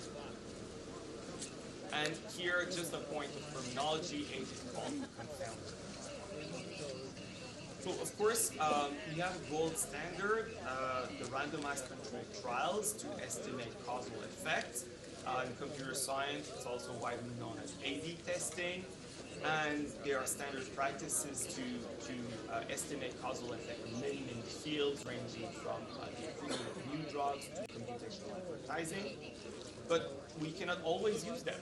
Maybe they are too expensive, maybe they take too long, or maybe they are not ethical. For example, it would be wrong to force half of a population to smoke just in order to estimate the causal effect of tobacco on health. So this brings us to what's known as the ladder of causation, which was introduced by Julia Pearl, who's a well-known researcher in the field. And in this ladder, each rung corresponds to progressively harder problems having to do with answering questions of causal relationships from purely observational data. Okay, so here we assume we don't have A/B testing data, just observational data. And the first level is the level of association, which is essentially what we have always done before, observing the world and asking questions about it as a distant observer without disturbing it. So an example here would be about a survey on consumer attitudes, assuming I'm not trying to change those attitudes. The second level is that of interventions. We want to predict how the world will react if we become an actor in the world. Okay, so we're asking questions about the future consequences of intervening. Will I get better if I take this drug? Or what happens from a policy perspective if we ban sugary drinks in a state or in a province, for example? And the third level of the hierarchy is also maybe the hardest to conceptualize. And Pearl calls it the level of counterfactual. Although as a point of terminology, you need to be careful because other researchers use the word counterfactual to mean slightly different things. But in the Pearl terminology, a counterfactual question is to ask a retrospective what-if question. For example, suppose that we have a natural disaster that has happened and it has had disastrous consequences. Now, given that this disaster has happened, okay, it is a fact. We have collected data about everything surrounding the disaster happening. A counterfactual question would be to ask, okay, now suppose that safety standards and safety measures have been different in a particular jurisdiction where the disaster happened. Would the consequences have been the same, or would we have fared better had we had better safety standards? Okay, so that's what we mean by asking counterfactual questions. Now, let's examine a bit deeper what really differentiates the first two levels. Okay, so on the right, I illustrate a very simple causal graph where we have a single treatment variable, an outcome variable, and this is the variable we're interested in predicting and controlling, as well as one confounder that has an impact on both the treatment and the outcome. Okay? At level 1, what we're doing basically is probabilistic prediction by conditioning. Okay? So we're just observing, for example, conditioning on the state t equals 1. Okay, so we gave the treatment to the patient, for example, and we are just filtering out the output of our generating mechanism, and we pick out the cases in our set of observations where t happens to have value 1, and we look at what goes on. In contrast, for level 2, the level of intervention, we want to predict the result of an active intervention. Okay, so here we express it with the mu notation that we call the do notation. So we force the variable t to take treatment value 1, and we want to know what would happen if we suspend the usual causal mechanisms, and that means cutting out the link between c and t. We force t to take value 1, and then we ask, okay, what are the distributional consequences of cutting out this link? Okay, so this corresponds to making an intervention in the world. It is equivalent to so-called surgery on the causal graph. Another way to understand what's going on visually is with sets. So we suppose that we have a population that's divided into two subpopulations, one that takes the treatment, one that doesn't take it. And at the level of association, all that we're doing is to compute an expectation over the respective subpopulations. So computing an expectation over blue and over red. Whereas at the level of intervention, instead of filtering, we want to reason about what would happen if we force the entire population to either take the treatment or not take it. Okay? So again, this is expressed in notation using the do notation that was introduced by Freud. Now, more broadly, this leads us to the question, is it feasible at all?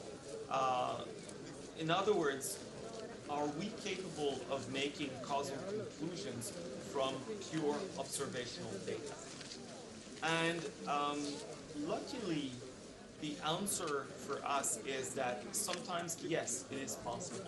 Okay, so in other words, as we see on the right, sometimes it is possible to transform observational data that is generated according to a specific causal model into a pseudo interventional data that obeys or that would behave according to a causal graph that exists only in our imagination. Okay, so when we are in a position to do this, what we are doing really is transforming a causal estimation problem into a purely statistical estimation problem. And there are several techniques for doing that. One that I mentioned is called the do calculus from Perl. There are inverse probability weighting techniques, matching techniques, and so on. But broadly, there are two dominant schools of thought regarding causal inference from observational data. The first one is that we can try to model the causal relationships between all the variables, so this is do calculus introduced by Perl, and it allows us to answer pretty much any causal question that we might be interested in. But we need a causal graph to be able to do that. The alternative is to model the relationships only between the variables that are of interest to us. This is known as the potential outcomes framework.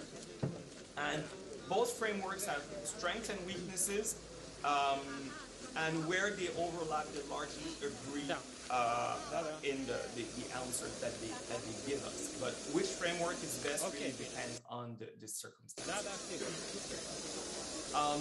Now, without going deeply into a lecture on causal adjustment or calculus, I want to give you a flavor for how it's done. So we start by assuming, again, the same simple causal graph as before. And what we want to do essentially is to predict the effect of a treatment. Okay, but we have confounders that come in the way. So just as a little bit of notation here again, we have the nodes that denote random variables, the edges, causal relationships. And as we explained at length before, the graph that results from just conditioning on the treatment is not the same as the graph that is doing the intervention. And an intuition for why this is the case is that when we are changing t, we have two impacts on the outcome of y. So first, there is a direct causal effect from t on y, but then there is an indirect effect that goes through the confounder, and that will magnify the effect of changing t. And this is basically why there is this inequality between these two relationships. There is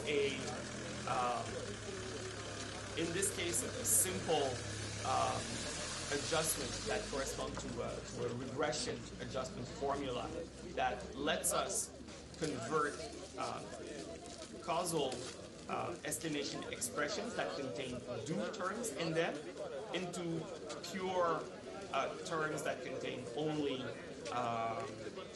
conditioning expressions and expectations. So the nature of do calculus essentially is to provide us with a set of rules that tell us exactly when these conversions from expressions that contain do terms can be converted into pure statistical conditioning expression that we know how to do.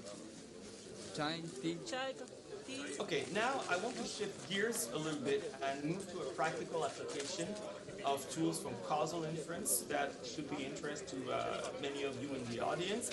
And I will do this by discussing a classical paper by Léon Bottou and his colleagues on computational advertising. So the key question we're seeking to answer in the next few minutes is, how can we replay actions that we've taken in the past in order to improve our performance in the future? And the high-level computational advertising problem that's being tackled here is to decide which ads to place in response to search queries. And we assume that the ads come from an inventory of ads, so we have n of them, and each ad has a corresponding bid associated with it. And in the context, our goal is to maximize expected revenue by picking the right ads and putting them in the right layout on the page. And of course, assuming that we have run a search engine like this for a long time in the past, we would have collected a lot of data already. And our purpose is really to ask, hey, how can we improve our placement policy from the past data in order to get a better placement policy? And this is a causal question. So here, what Bottou and his colleagues did was to write a causal graph for how exogenous variables, so here the user intent and the inventory, the inventory of ads translate into revenue. So the causal graph also has a structural equation model that lists out each of the functional relationships between the variables in this graph. And very briefly, I don't want to go too much into the details of this graph, but we have from the query and the inventory, we can determine a set of eligible ads and bids, and those are fed into a scoring model, which is the key here that we will be seeking to improve. And that determines which ads are displayed in response to a query, along with prices. That feeds into a click prediction model that then can give us an expected revenue from the placement. Okay? So note that here some of the functions are known and some are unknown, and we want to have ways to deal with that. One of the additional challenges in computational advertising is that there is an intrinsic path dependency in how the data is collected. So the previous experience of the user with the system impacts their satisfaction and what would be their search intent in the next time steps. And all of these act as very complex confounders, and it makes causal predictions very complicated. Okay? So one way of dealing with that is to unroll the causal graph through time and trace out the path from all the variables of interest through all the confounders. And we see that this can become complicated very quickly. But one of the nice things about causal graphs is that they make all assumptions quite transparent. If we want to make a simplifying assumption, for example, we can express it on the graph, make it clear, and this provides a kind of forum to have constructive debate about what assumptions are realistic and which are not. So back to our problem, how would the system have performed if, when the data was collected, we had replaced a previous ad placement model M by a new model M star? And in other words, what is the counterfactual value of model M star?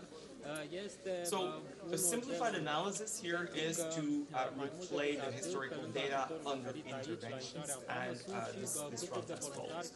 So what I'm going to show is a simplified version, because we're going to assume that all the episodes are independent across time. So I'm not going to assume, the complex unrolled causal graph that we saw previously. And again, what we're trying to do is to learn how we can improve the scoring function in order to increase revenue. Okay? So just a point of warning, this note, the slide might appear to be a little bit heavy on the math, but it's actually not really complicated if you pay attention. So it's very elegant. I hope you stay with me for quite some time. So we start by writing down the joint probability distribution for all the variables. And so from the causal graph, we can write the joint distribution as the product of all the individual factors that are given by the factorization in the causal graph. And note that there are terms in there that we cannot compute, but as you will see, it will not really matter. Okay? So now, what we want to do is to make a soft intervention in this graph. In other words, I want to change a single term, such as the scoring model, and we see that this corresponds to changing one term in the factorization. So instead of having P of Q given X and A, I'm going to have a different model P star, for example. And I want to compute the expected click count under the new scoring model. We can actually do this via importance sampling as the ratio of the new probability distribution to the old one taken as an expectation. And by magic, when we do this, all the terms in the joint probability distribution cancel out, except the ratio between the new scoring function and the old scoring function. And this we can just compute by simply replaying our historical data. Okay? So again, we're making some assumptions here, but The nice thing with causal graphs is that we can be very explicit about them. And of course, the proof of the pudding is in the eating. And our question is, does this technique work? And in the author's experiments, it indeed worked quite well. So on the chart, we see results for a click prediction on the left and revenue prediction on the right. And in blue are the predictions that the model are making, okay, whereby all the historical data was collected under a unique policy represented here by the square. And in blue, we have the prediction of what would be, for example, the average click per page as we change the reserve price of the mainline position within the page. So this is one specific place within the search results. And what the author did is that later on they ran an experiment where they reduced the mainline price, and their results, their empirical results, matched very, very closely to what was predicted from previous policy and previous data in blue by the model. And we see the same kind of good outcomes generated on the revenue. So in this instance that uses a fairly complex model with tons of data, it has been quite successful. And if the topic is of interest to you, I highly recommend going back to this paper by Leo Botun and his colleagues, as it is both super clear, a very good tutorial on causal inference, and as you can see, presenting some great results.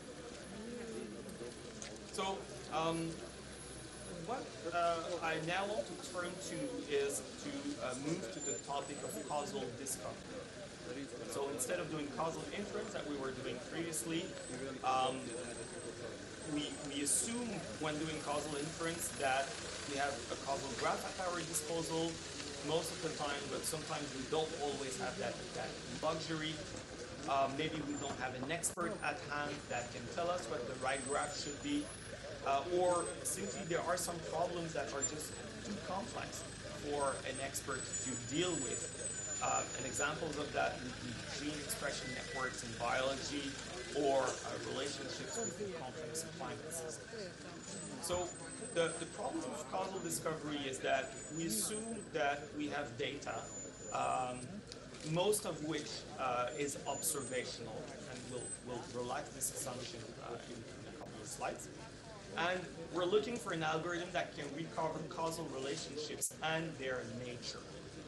So is it, for example, a linear relationship or a log linear relationship, and so on. And of course, in the two-variable case, this can be as simple as figuring out the direction of the value.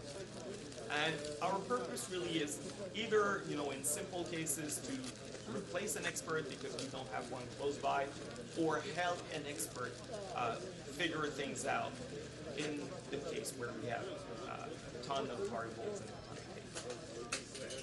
So there is a first class of method that tries to directly search for a causal graph that maximizes some scoring criterion. So all of these methods operate according to the same template. We first propose a directed acyclic graph, a DAG structure. They will score it according to some measure, and then they repeat it and they explore the DAG space this way. So we see an example here where different DAGs are tracked with different scores, and finally we hit our target DAG that gives the highest score, and this makes us happy. The challenge with all of those methods is that the space of DAGs is massive. Okay, it is super exponential in the number of variables. And so this becomes quickly an intractable problem as the number of variables increases. So this means that causal discovery is hard. It's actually hard for two reasons. As we showed previously, yes, the search space is huge, but even if we had the best algorithm, even if we had infinite and perfect data, Here's a second problem, which is that we will always end up with a set of graphs that we cannot distinguish. Okay, so it is a set for which there is some residual uncertainty that we cannot remove about the direction of certain edges. And in the literature, this set is called the Markov equivalence class, or the MEC. Okay, and this uncertainty on the direction of relationships actually propagates on the estimation of causal effects. And this whole area of causal discovery remains a very active area. So I want to show two recent results that really help us advance the field here. The first one is work that we did at ServiceNow Research in collaboration with University of Montreal and Mila. This is a paper that actually will appear in a couple of weeks at a new conference on causal learning and reasoning called the CLEAR conference that was co-founded by Bernard Sholkoff and Joshua Bengio.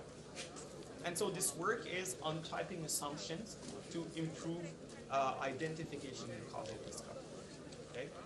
So at a high level, we ask questions, what sound like reasonable sounding questions. For example, we know usually that when we flip a switch, we change the status of the light bulb. Okay? Can a light bulb change the state of the switch? It doesn't really make sense. Okay, so we have here some a priori knowledge that there are some directions that really don't make sense in practice. The same thing, can the temperature of a city... Dr. Nicola? Yes. Just a quick time check for 5 minutes before we end the talk and move into Q&A. Perfect. Okay, I should be done. Thank you. The second one is, can the temperature of a city alter its altitude? And so from purely observational data, as we said, we can only retrieve a set of equivalent directed graphs, the MEC. But if we assign types to each of the variables in the graph that we are looking for, we obtain a different equivalence class that we call the type Markov equivalence class. And what we do in this paper is to use this to filter out really bad candidates. Okay? So using type information, I can a priori eliminate relationships that really do not make sense. Okay? So the key to this method here is some very strong results, both theoretical and experimental, that show that introducing type information basically gives us an exponential speed up in many cases when trying to discover the right graph. And we see, for example, that as the number of vertices increases in a particular experiment that we did, the typed Markov equivalence class collapses down to a single element. So we have perfect identifiability in this case, whereas the untyped equivalence class remains very, very large. And notice that here the size of the equivalence class is on the wrong side. Okay? So we have been able to establish very, very strong speed up when introducing this technique of Now, quickly moving on to a different type of causal discovery methods, we'd like to understand if we can use interventional data to improve our ability to discover causal graphs. And so let's start with the same causal graph as we had previously, with a new meaning to each variable. So our confounder here will be the size of a kidney stone, for example, in a healthcare patient.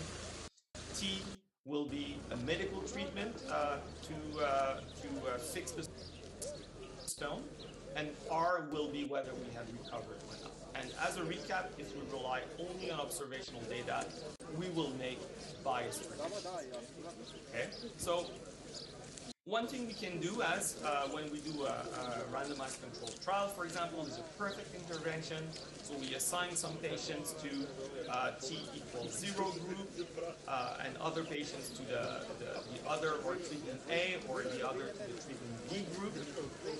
And when we do this, okay, we have our probability equation at the bottom that is equal to the interventional equation. Okay? And this setup here is known as the perfect intervention setup. There exists a different type of setup that is the imperfect intervention.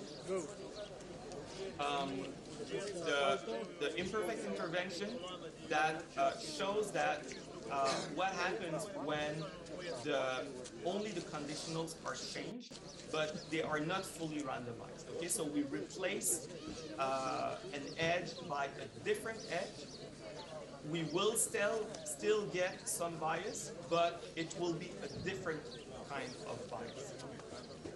What can we do with all of this? Okay, why does this matter? So almost all causal discovery algorithms that have been proposed in the literature work only on observational data and converge to the Markov equivalence class. The work that we did in the paper I'm going to briefly talk about is that we want to use some interventional data, so some experimental data, and this will allow us to converge to a different equivalence class that we call the interventional equivalence class. And it happens to be much, much smaller than the regular Markov equivalence class. Okay? And in a nutshell, when we use experimental data, we can strongly reduce the uncertainty on the graph that we update.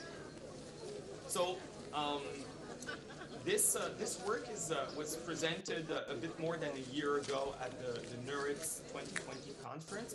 Again, a collaboration between colleagues from ServiceNow Research, Mila, and the University of Montreal, on a method for differentiable causal discovery from interventional data.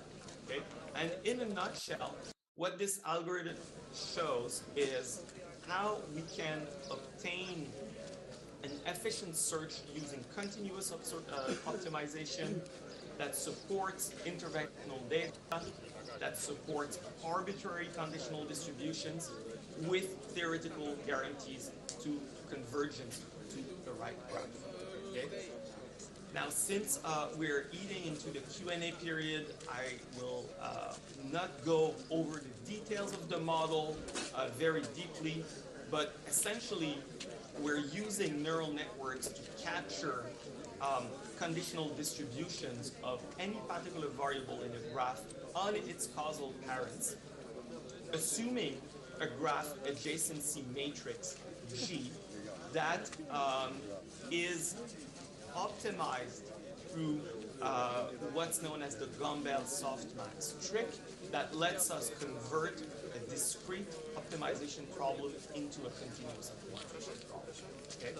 And as we build these continuous representation for the joint of the graph and the conditional distributions, all of this gives us partial log likelihoods that we can combine into a log likelihood term for the observational parameters and separately incorporate into a different likelihood term the interventional parameters that we have through a clever reparametrization of the neural network. So again, I cannot go into the details, but please feel free to consult the paper for the details. Essentially, does the method work? Yes, it does. We recover in our experiments. We recover the correct graph through a continuous optimization process that lets us do structure learning. So in this example, we see that the correct edges converge to probability 1 almost all the time, and the wrong edges converge to probability 0 almost all the time as we progress through the optimization. There's only one difference here. You see one red and one green, and that corresponds to the direction of an edge being flipped in Python. We compared this with a number of state-of-the-art other causal discovery methods. Again, these results are quite dense. I will skip over them, but they show that the method pretty much outperforms the competition in cases where we have known target interventions as well as unknown target interventions. Okay, so very, very strong results under a wide number of experimental contexts. And so, what are some of the takeaways from this talk? The first one is that if we're trying to make what-if predictions and we don't account for the causal structure of the data, our predictions may very likely be biased or can even have the wrong sign. And this is regardless of the amount of data that you have or the cleverness of the machine learning architecture. So even the very, very clever transformer-based, large models that we discussed at the beginning would be impacted by those kinds of problems. Fortunately, we have tools from causal inference that can help us make unbiased predictions from observational data. We also have tools from causal discovery that help us when we don't have a sense for what the right causal graph might look like. And as you have seen from work that came out recently from my team, as well as work from the broader community, both areas remain a very, very fertile ground for research advances. And of course, I would be extremely happy and thrilled to continue the conversation and discuss what are some of the causality problems that data science people at GoTo are experiencing. Again, before closing, a word of thanks to many of my friends and colleagues that helped out with this work. And on this, time to thank you and time to turn over for questions. Well, I think it's time to thank you, Dr. Nicola, for such an amazing sharing. That was not only insightful, I think this was most dense per minute knowledge that I have observed in a very, very long time, and that too in such structure. The kind of examples that you gave. Thank you so much. And this is not only for me personally. We have over, 7,600 viewers right now on Tokopedia Play, and our other YouTube channels as well. So a lot of these people have flooded the Slido with questions. Very overwhelming response. And I would like to thank the audience as well for your questions. Unfortunately, due to lack of time, we would not be able to address all of them. But what we will try to do is, all the questions that we have gathered, we'll try to create an FAQ later and probably blast out to the registration, right? Now, however, I will take a few questions that we have picked from our audiences.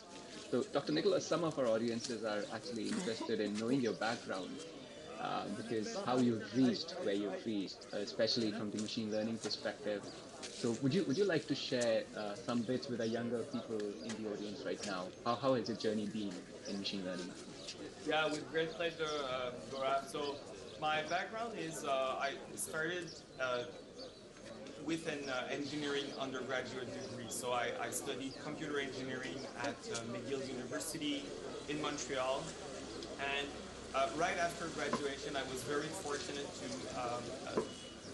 be accepted for a position within the speech recognition research unit of a well-known Canadian telecommunication company at the time called Nortel Network. This was in the mid to late 90s. Unfortunately, this company has since gone bankrupt, but at the time they were running one of the top speech recognition labs in the world. And so this gave me a taste and a feeling for the potential of machine learning. It made me decide to go back to school and to do a master's and a PhD, joining Professor Yoshua Bengio's lab at the University of Montreal at the time. So this is how I got to know Yoshua. Of course, in those days, you know, it was much earlier in his career, was not the celebrity that he is today. But there was, you know, this element of drive and this spark in him that was very, very powerful for me, and that was very inspiring. So this is why I decided to join his lab. And then him and I, together with two other of his then graduate students, we started this technology transfer company in the early 2000s. And this really started, you know, out of academic work that we were doing for a big insurance company, and we were developing methods based on neural networks that were just so fantastically better than the methods that actuarial mathematicians were using at the time, which was basically just generalized linear models for risk estimation purposes. And so we decided, hey, we're very young and naive, let's start a company to try to, you know, bring that to the market. Of course, it was quite hard, and it even though, you know, ultimately our foray into insurance was not very successful commercially, we also had the opportunity to work with a number of other teams. So we worked, for example, in hedge fund planning. We worked in schedule optimization in the business world. We did some work for the U.S. Department of Defense as well. All of that ultimately crystallized some ideas in our minds about the potential for AI in the broader field, and this resulted in creating spin-off companies, like you mentioned at the beginning, Gaurav, in 2014, Imagia, that was aimed at using AI to detect and diagnose cancer on medical scans, as well as Element AI, where I met our colleague here on the call, Sylvain Toulon. And Element had a purpose of democratizing AI for the enterprise and improve the quality of decision-making in large organizations through better use of AI. So this has been, you know, quite a journey. I always had the privilege to, you know, keep one foot in academia and one foot in the business world. I appreciate that not everybody has the privilege that I had, but for me it was a very, very nice way to help facilitate this transfer of ideas and make new cutting-edge ideas from research available more broadly in different areas of industry where they can have use. Fantastic. Thank you so much for sharing, Nicola. And I think you're talking about your journey starting in 2000 when data science or machine learning was not as widespread or commonplace as it is today. So I think for our younger audiences, in today's time, sky is the limit. And thank you for setting such good examples, Nicola. Now I think since you have, there are certain comments from the YouTube live which basically says you've compressed 100 hours of lectures into 40 minutes. So we do have questions, of course, right? So one of the questions from the go-to perspective, our data basically is constantly biased by human decisions, which is true for many companies, right? Let's say from marketing decisions, marketing teams basically run campaigns, or even from machine learning models in production, right? So we've been using causal inference to predict treatment effect, but we've basically not been able to do or touched causal discovery. So how are these fields related, and how do they complement each other?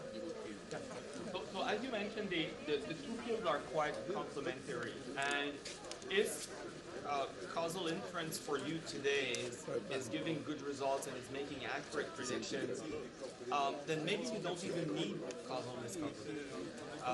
Really, the premise for causal discovery is to help you get to causal inference when you don't even have an idea of what a causal graph looks like. Okay, so you have a pile of data you don't know what the causal graph looks like, maybe because you have too many variables, or just because, you know, from an expert perspective, the relationship between those variables are too complicated. Okay, and this often happens in computational biology, for example, where you have gene regulatory pathways that you really have no idea which can cause what.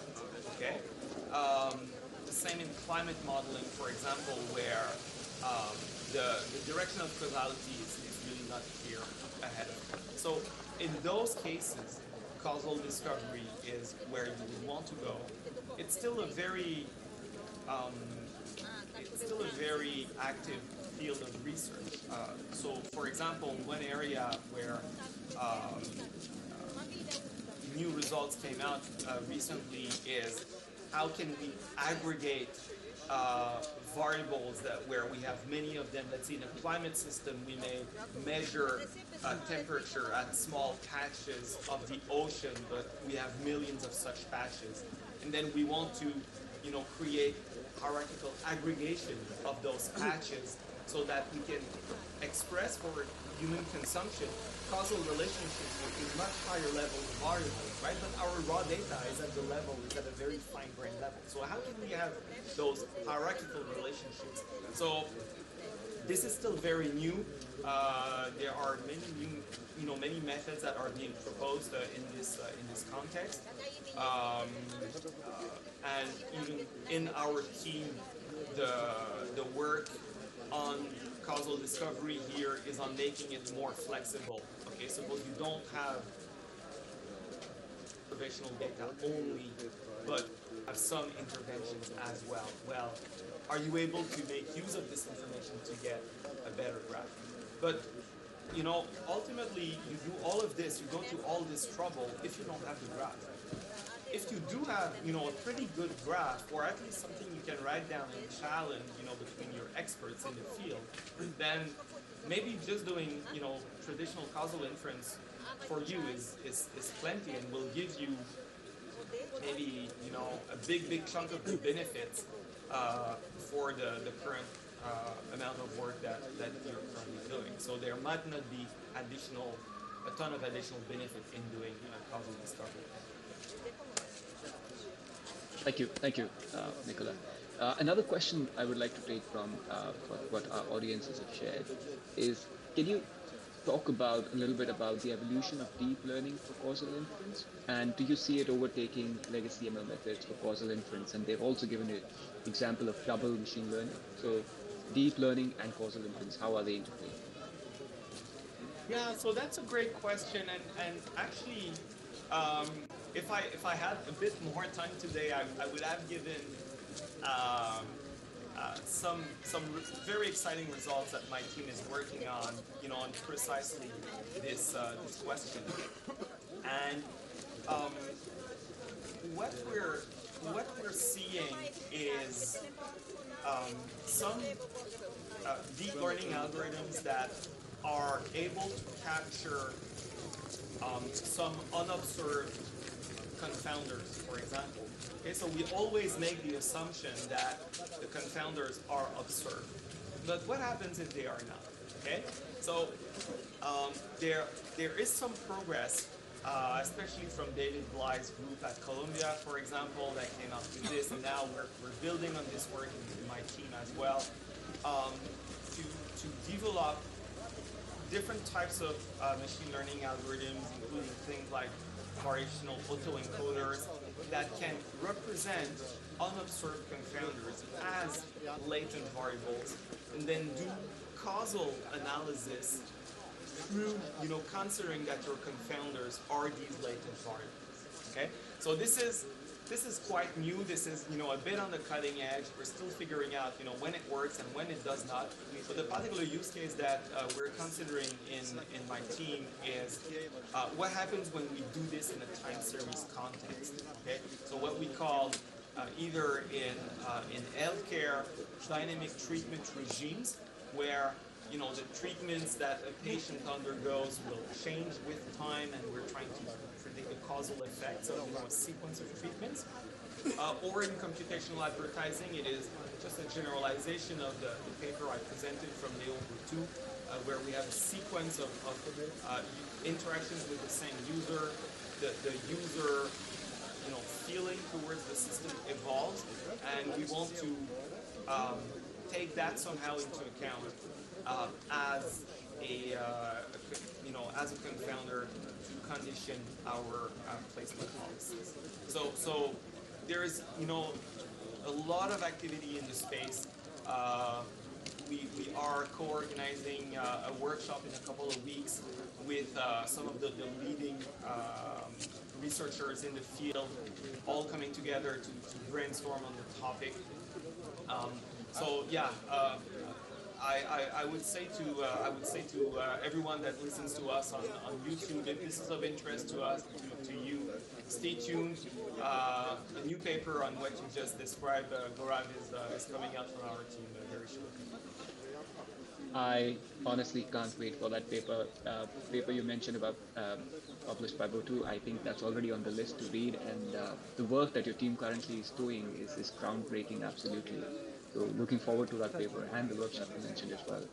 So, but for the beginners in, let's say, in causal inference, how do you, what are your tips? Like, how do you pick and identify the right confounder variables?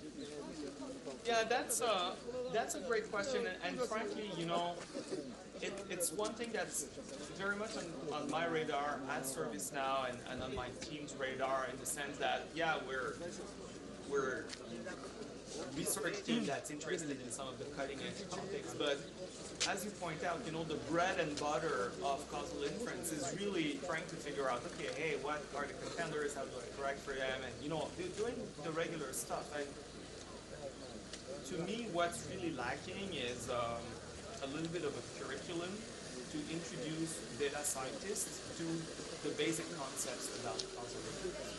How we do the basic adjustments, how we, the contrast between when is a potential outcome solution better and when is a do calculus type solution better, and those things.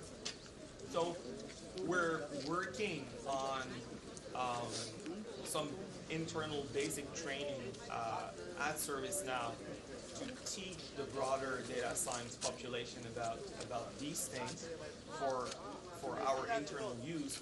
But I totally agree with you that this would totally benefit from a more widespread distribution and a more widespread exposure. But for people that are interested in getting into the field, I cannot recommend enough the paper by Boutou that I discussed. This is probably one of the most Situacija se nije mnogo promenila od mog prethodnog uključenja. Dakle, izbjeglice pristižu, međutim to je u nešto manjem intenzitetu, nešto slabijim talasima, da tako kažem, nego što je bilo prethodnih dana. Tokom jučerašnjeg dana je na ovom graničnom prelazu prešlo oko 3000 ukrajinskih izbjeglica. To su uglavnom bile žene, odnosno majke sa malom decom, starije lica, ali sporadično se moglo primetiti i po neki muškarac. To je ono što na prvi pogled može da začudi, s obzirom da je u Ukrajini proglašena opšta mobilizacija. Drugim rečima, vojno sposobni muškarci od 18 do 60 godina ne smeju napuštati teritoriju. Međutim, ovdje je reč uglavnom o stranim državljanima, odnosno ljudima koji imaju pasoše ne Ukrajine, nego nekih drugih zemalja, pre svega Rumunije, Izraela, Mađarske. To su oni koji dominiraju i njih ukrajinska policija i vojska ne smeju da drže, već ih moraju pustiti. Takođe, prema ukrajinskim zakonima, 3 kategorije muškaraca su izuzete iz te obaveze, vojne obaveze, odnosno opšte mobilizacije. To su muškarci koji imaju troje ili više djece koje su maloletna, muškarci koji imaju djete sa invaliditetom ili samohrani očevi. Kad izbjeglice dođu ovdje na granični prelaz Shakepay, Marmetije, njih dočekuje humanitarna pomoć. Thank you, Dr. Nikola, for the time that you've taken out. It has been an honor to have you with us. And we continue to look forward to learn from you as well. Tu se njima obezbeđuje prevoz koji su obezbeđile vojne humanitarne organizacije, ali i rumunska vlada. Njih civilni busevi razvoze širom Rumunije Science, the Go-To Data Science Conference. Arad, And of Kemišvar, course, Oradeu I druge I gradove, ali would I u be susedne, odnosno thrilled u to inostranstvu. continue Najviše interesovanje među izbjeglicama je za Nemačku, Poljsku I Češku. Kada Thank si you so pitao very much. da li ima nekih autobusa koji voze To za Srbiju, all mi smo our odgovorili da Nakama and izbjeglice Goat nisu bile stay zainteresovane za tuned for the odlazak u Srbiju second zbog toga half, što tamo which nemaju will be rodbinu, an pa internal onda zbog session toga for all our nisu colleagues iskazali starting at nameru da 12:45 dođu u p.m. našu Jakarta zemlju. time. Juče je ovde You boravila already I have predsjednica received Evropske an email komisije with the Ursula link von to der Leyen join. koja je So izjavila there's da a quick break Evropska until unija that planira time. da iz Please enjoy budžeta that break. For izdvoji everyone else 500 who is miliona listening, evra humanitarne who's listening pomoći to I us, da to YouTube žele Live, da Rumunija and to various other postane channels for centar Wikipedia civilne Play. zaštite. Thank you so Ta much pomoć for će se joining odavde us on the raspoređivati first day ka of svim Go-To graničnim Data Science prelazima Conference. koji su pogođeni talasom Tomorrow, we izbjeglica have an I ona se equally zbog toga exciting zahvalila lineup of Rumuniji external I istakla da experts se as svi well as moramo Go-To Data pripremiti za scientists. razorne posljedice And koje we'll će be ovaj rat waiting to see doneti. you tomorrow at 1:30 p.m. Jakarta time. Until then, ciao. And please stay safe and take care.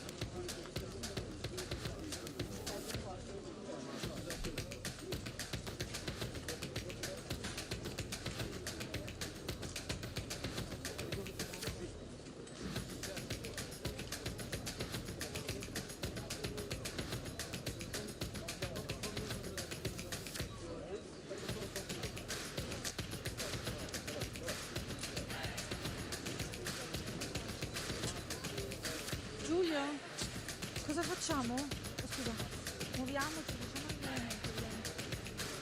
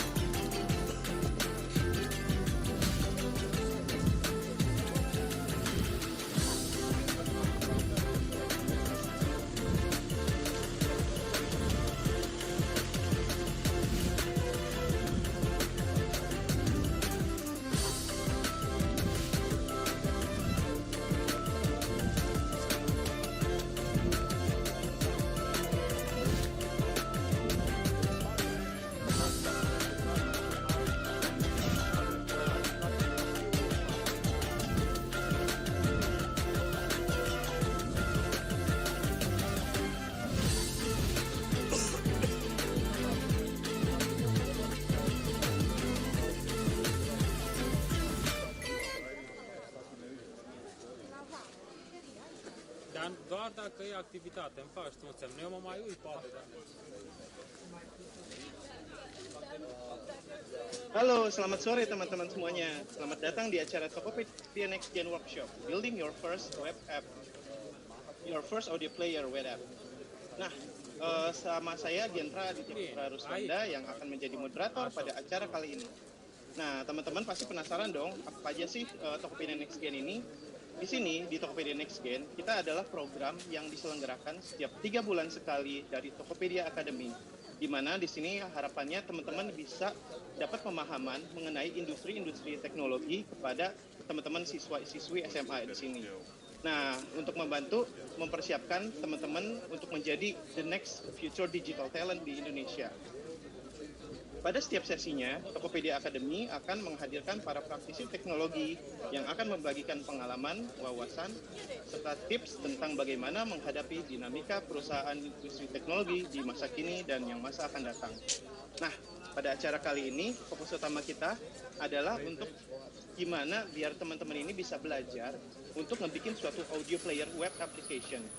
Pastinya teman-teman penasaran dong, gimana sih itu Spotify, Joox, dan aplikasi-aplikasi musik player lainnya ini bisa sekeren itu gitu. Gimana cara bikinnya gitu. Nah, untuk sesi kali ini kita udah didatangkan bersama dengan trainer spesial kita, Mas Irfan Maulana, Principal Engineer Web Platform Tokopedia. Acara ini terselenggara berkat dukungan dari Kementerian Komunikasi, Informasi, dan Teknologi dan Siberkreasi. Saya ingin juga berterima kasih untuk partner-partner kami yang telah membantu mendukung acara ini. Active 8, Gen Digital, Kota Kode, Fast Track, dan Pacman. Saya ingin mengingatkan juga nih sama teman-teman yang hadir kali ini untuk kalian bisa langsung ngajuin pertanyaan kalian di kolom komentar. Selama sesi berlangsung ini, kalau ada pertanyaan-pertanyaan yang menarik, ini akan langsung dijawab langsung oleh Mas Ivan. Nah, biar nggak lama-lama lagi, yuk kita langsung ngobrol-ngobrol aja sama Mas Ivan di sini. Halo Mas Irfan. Halo. Oke, halo Mas. Ya, gimana nih lagi di kantor nih ya kayaknya? Waduh, gimana Mas? Ini kayaknya lagi hujan ya, mendung-mendung gitu ya? Hujan deras tadi di hujan deras ya? Tokopedia Tower ya. Nah, ya tapi moga aja walaupun mendung-mendung tetap semangat nih ya. Kita bisa belajar-belajar bareng nih sama teman-temannya di sini. Oke, Mas, di sini cerita dikit dulu dong tentang Mas Irfan sendiri. Di Tokopedia ini, Mas Irfan tuh nge-handle apa aja sih? Oke, saya Irfan Maulana. Di Tokopedia bergabung di tim web platform tim. Terus sejak 2019 juga jadi principal engineer untuk tim web platform. Terus sehari-hari teman-teman tim di web platform engineer ngerjain webnya Tokopedia, tokopedia.com, web blog misalnya kayak seller Tokopedia, seller juga punya seller edu atau internal tools misalnya kayak internal tool buat ngatur promo, ngatur produk misalnya dan lain-lain, itu semua dikerjain sama tim web platform. Jadi hampir semua platform web yang ada di Tokopedia itu akan masuk ke timnya web platform sih. Kurang lebih gitu. Waduh, banyak banget ya. Ini kayaknya bakal seru banget nih. Ini teman-teman ini jangan sampai nggak ngasih pertanyaan nih sama Mas Irfan. Ini udah expert banget nih ya. Kalau kalian dengar ini semua apa yang dipegang sama Mas Irfan banyak banget nih di Tokopedia nih. Jadi rame-rame Mas, rame-rame ya. Ya siapa tahu kan. Oke. Ya udah Mas, gimana nih kita coba ngobrol-ngobrol dikit deh. Ini cerita dikit coba apa yang mau kita pelajarin sih hari ini. Ya kayak yang tadi Mas Gendra udah bilang, hari ini kita mau bikin audio player dengan teknologi web pastinya. Kenapa web? Karena itu lebih mudah di pick up ya. Teman-teman banyak yang belajar programming mulai dari web programming. Jadi harapannya teman-teman yang masih SMA, yang baru kenal programming, atau teman-teman SMK yang memang sudah mulai programming tapi mau cobain ke web programming bisa jumpin ke materi kali ini. Kita akan bikin audio player. Mungkin kalau versi kompleksnya kayak Spotify atau Joox gitu ya, tapi kan mereka produk yang udah kompleks ya, kita sederhanain dari versi mereka, jadi kita tetap bisa play audio, MP3 file gitu, terus ada playlistnya, jadi kita bisa jumpin dari satu playlist ke playlist berikutnya, dari satu lagu ke lagu berikutnya, kurang lebih begitu sih. Tapi ini versi sederhana, jadi biar lebih mudah di pick up sama teman-teman yang baru belajar. Tapi biasanya satu step mudah itu bisa jadi gambaran bagaimana kita akan bikin produk-produk berikutnya ya. Oke, mantap banget. Ini bakal seru banget ya. Harapannya walaupun mungkin iya. Ini istilahnya kita belajar awal-awal beginner, tapi harapan ini teman-teman kita yang udah pada nonton ini, harapannya nanti ke depannya bisa jadi mungkin bikin aplikasi musik yang lebih keren lagi dari Spotify atau yang lain-lainnya gitu ya. Oke deh, tanpa perlu lama-lama lagi, kita langsung aja ya ke Mas Irfan untuk kontennya. Silakan Mas Irfan. Ya, jadi hari ini kita mau bahas soal bagaimana bikin halaman web untuk audio player semacam Spotify, seperti yang sebelumnya sudah dijelaskan sama Mas Gendra. Tapi kita sederhanakan, jadi nggak sekompleks seperti Spotify, tapi punya fitur-fitur yang hampir mirip, bisa memutar MP3, ada playlistnya, dan bisa next atau previous ke playlist sudah atau sebelumnya.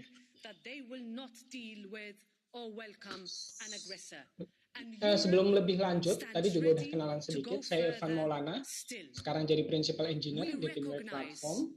Terus kalau teman-teman mau tahu lebih banyak soal saya nulis banyak di blog saya, masipan.space. Teman-teman biasanya lebih kenal saya dengan nama Masipan ya, jadi teman-teman bisa manggil saya Masipan dibanding Irfan. Terus di sana saya nulis biasanya soal karir saya, dari mulai jadi programmer sampai hari ini.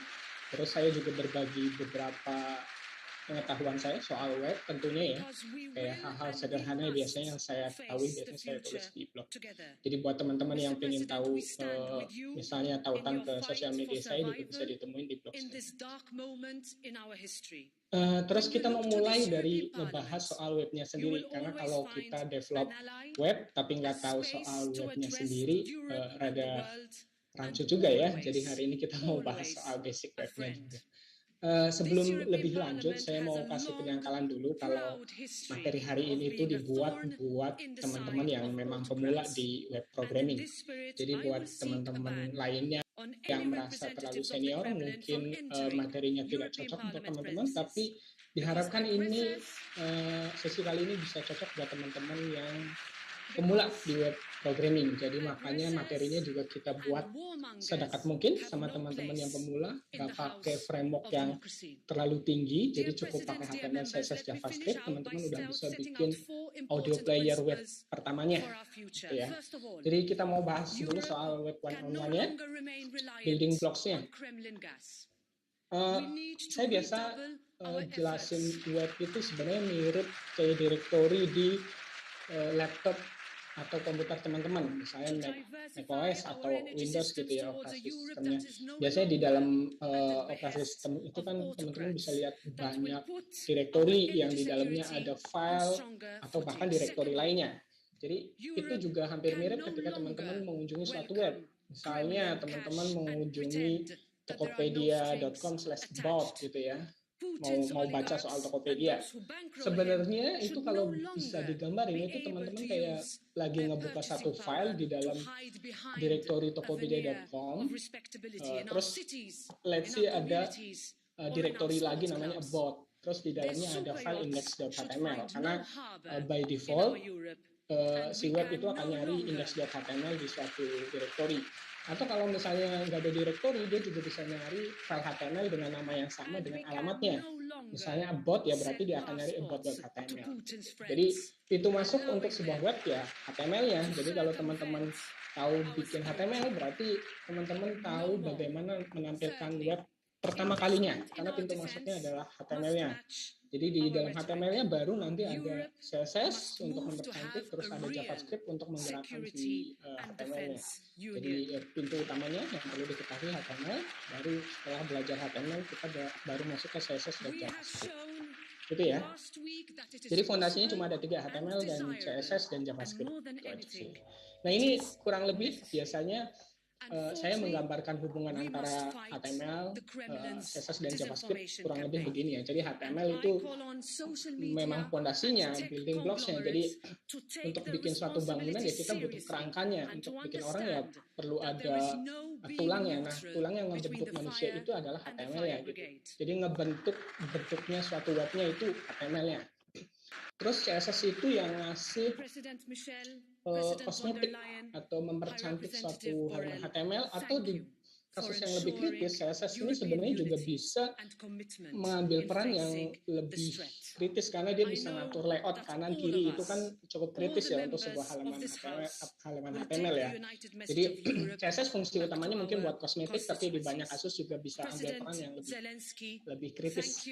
Terus si JavaScript ini buat ngasih dinamis ke suatu web. Jadi kalau web bisa gerak ke kanan ke kiri, ketika diklik ini akan bereaksi seperti apa, itu JavaScript yang ngurusin. Jadi teman-teman mesti belajar HTML-nya karena itu adalah fondasi dasarnya. Teman-teman mesti belajar CSS karena HTML aja ini nggak bakal menarik buat dilihat orang. Jadi CSS itu penting untuk membuat web ini lebih manusiawi untuk dilihat. Terus JavaScript ini bahkan hari ini memegang peranan yang lebih penting karena banyak framework yang nge-wrap HTML dan CSS itu di JavaScript. Jadi teman-teman perlu juga belajar JavaScript kalau mau bikin web gitu ya.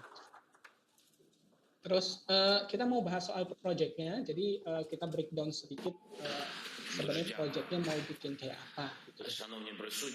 Ini layout sederhananya, jadi ada wallpaper di belakangnya, terus ada icon launchernya, nanti ketika diklik launchernya nanti akan muncul si jendela pop-up-nya. Nah, jendela pop-up-nya itu aplikasi yang kita buat gitu. Jadi ada playlistnya di sebelah kanan, terus di sebelah kiri itu ini ya, lagu yang lagi diputar, ada cover lagunya, ada nama penyanyinya sama apa tuh ya, ininya kayaknya si albumnya apa ya, terus ada timeline-nya, jadi nanti yang menunjukkan seberapa waktu yang sudah dihabiskan untuk memutar lagunya. Terus di bawahnya ada control button-nya, ada tombol play, ada tombol next dan pause. Nah, ini breakdown-nya lebih jelasnya. Jadi seperti yang kita bilang tadi, di sebelah kiri itu layar utamanya ada audio icon-nya, nanti bisa diklik dan bisa menampilkan pop-up window.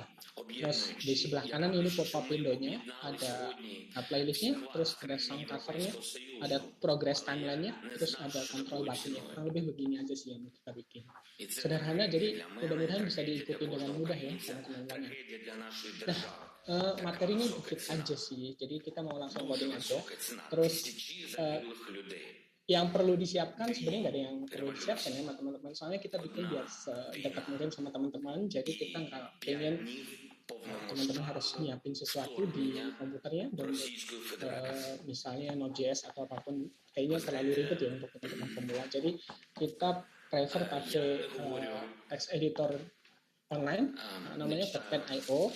Tapi kalau teman-teman nggak nyaman pakai CodePen, ya bisa juga pakai lokal ini aja lah, lokal text editor. Jadi kita nyontohnya pakai CodePen aja. Ini saya tutup, saya pindah ke sebelahnya. Nah ini layar CodePen kalau baru mulai ya. Jadi kalau teman-teman baru mulai nih, new pen nih tampilannya begini. Jadi kosongan ini ada HTML-nya, terus di sebelah kanannya ada CSS-nya, ada JavaScript-nya.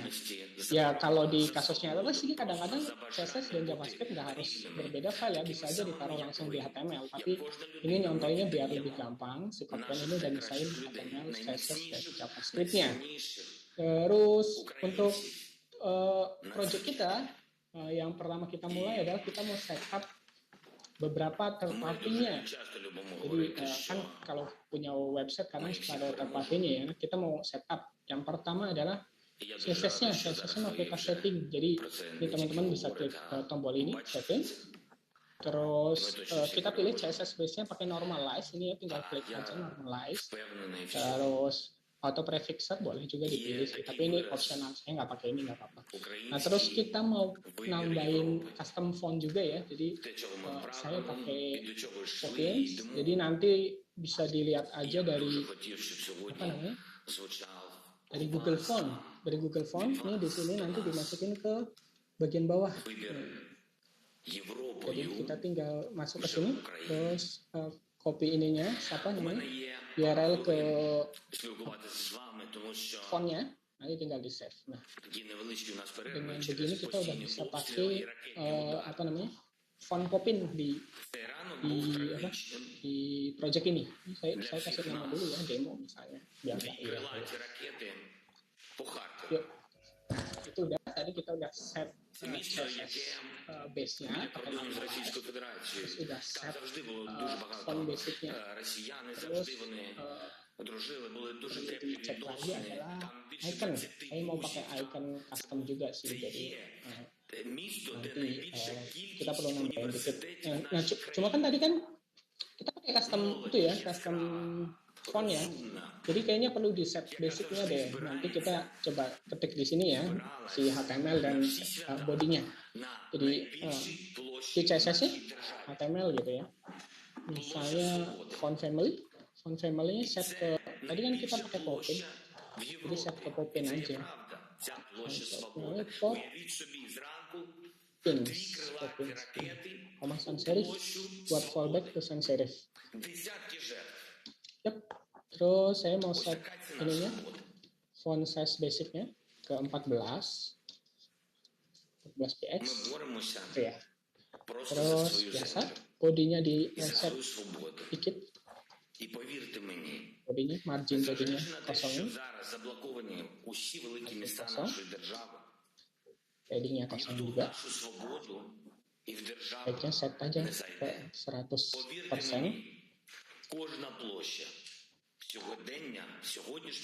Terus colornya di set ke RGB.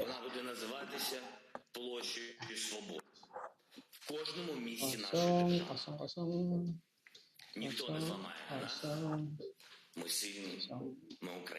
Mantap. Ini udah set ke Popin semestinya ya. Kita bisa cek sih H1 gitu misalnya, tes H1 nggak kosong amat.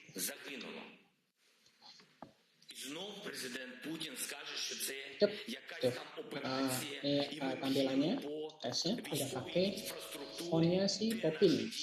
Jadi ngeset apa namanya, ngeset fontnya udah selesai. Tinggal tadi kita sebutin mau ngeset icon, karena kan nanti kita mau pakai icon ya, mau pakai icon di aplikasinya, misalnya untuk tombol play, tombol pause. Nah kita mau pakai namanya feather icon, itu dia butuh file JavaScript, jadi kita klik ininya, pengaturannya, terus kita tambahin feather icon di sini, nih ya, unpackaged dari unpackaged.com, terus di save aja. Nah ini kita sebenarnya udah bisa pakai feather icon di sini, cuma feather icon ini butuh diinisialisasi buat dipakai, jadi kita tambahin ini aja, apa namanya, kode buat inisialisasi figure icon. Jadi di JavaScript-nya sini dan kita bikin ini ya, PSA aja function ini. Ini biar di execute. Biar di execute berarti tambahin ini.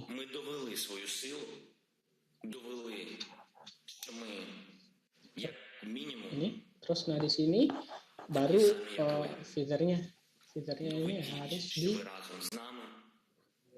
tapi saya kasih kondisi aja dulu ya, if feature. Nah, soalnya JavaScript-nya nanti akan nginjek ke feature si mestinya. Feature.replace. Nah, ini harusnya dia punya feature dan feature.replace. Jadi nanti di bawahnya inisialisasinya itu dia pakai feature.replace. Jadi di sini masukin feature.replace. Jadi ini kasih ini ya, maaf ya. Inisialisasi icon, feature icon ya. Feature icon. Nah, udah. Kodenya ini aja, kita udah bisa pakai icon di sini. Kalau teman-teman penasaran ya tinggal cari aja feature icon itu gimana ininya. Apa aja icon yang tersedia di feature icon, teman-teman bisa lihat. Cukup banyak icon yang dipakai aja. Nah, di situ kita sudah selesai bikin ininya ya. Bikin persiapannya, udah style CSS basicnya, udah style fontnya, udah style iconnya. Jadi kita mau mulai ngoding ke ininya tadi ya, kan kita mau bikin kayak semacam wallpaper, terus ada icon launchernya di tengahnya. Kita mau bikin itu dulu. Jadi yang pertama saya mau bikin ini ya, kayak div, terus isinya ada buttonnya. Jadi ini yang H1 saya ganti div, ini ya. Terus saya pakai kelas, karena senang pakai kelas. Katakanlah OS ya, apa nama ininya OS. Terus sini baru tambahin button. Button. Kalau nulis HTML begini ya, buka tutup. Jadi kalau bikin buka, bikin tutupnya dulu sebelum bikin apapun. Sini buttonnya kita kasih atribut type button. Ya. Terus kasih ID. ID-nya launcher musik aja ya, launcher musik. Terus kasih kelas. Kelasnya itu launcher. Ini kelasnya nanti yang buat CSS-nya biar gampang. Terus kasih area label. Ini buat accessibility. MP3 player. Nah, sudah.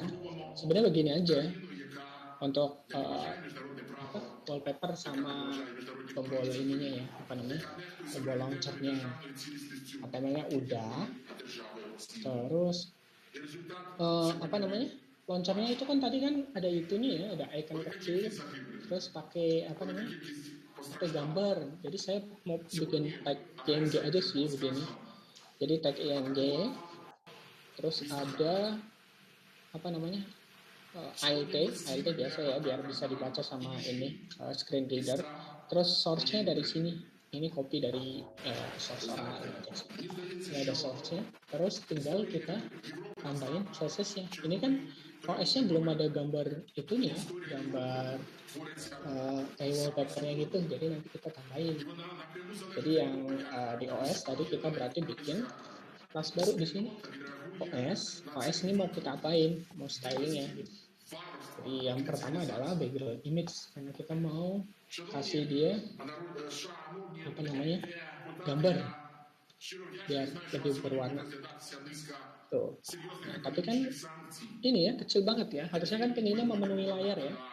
Jadi kita tambahin kayak misalnya dikasih set height dan width-nya penuhin aja ke layar gitu ya, misalnya height-nya 100 ini viewport height dan viewport width, VWH itu viewport height, viewport width. Terus kita kasih padding dikit.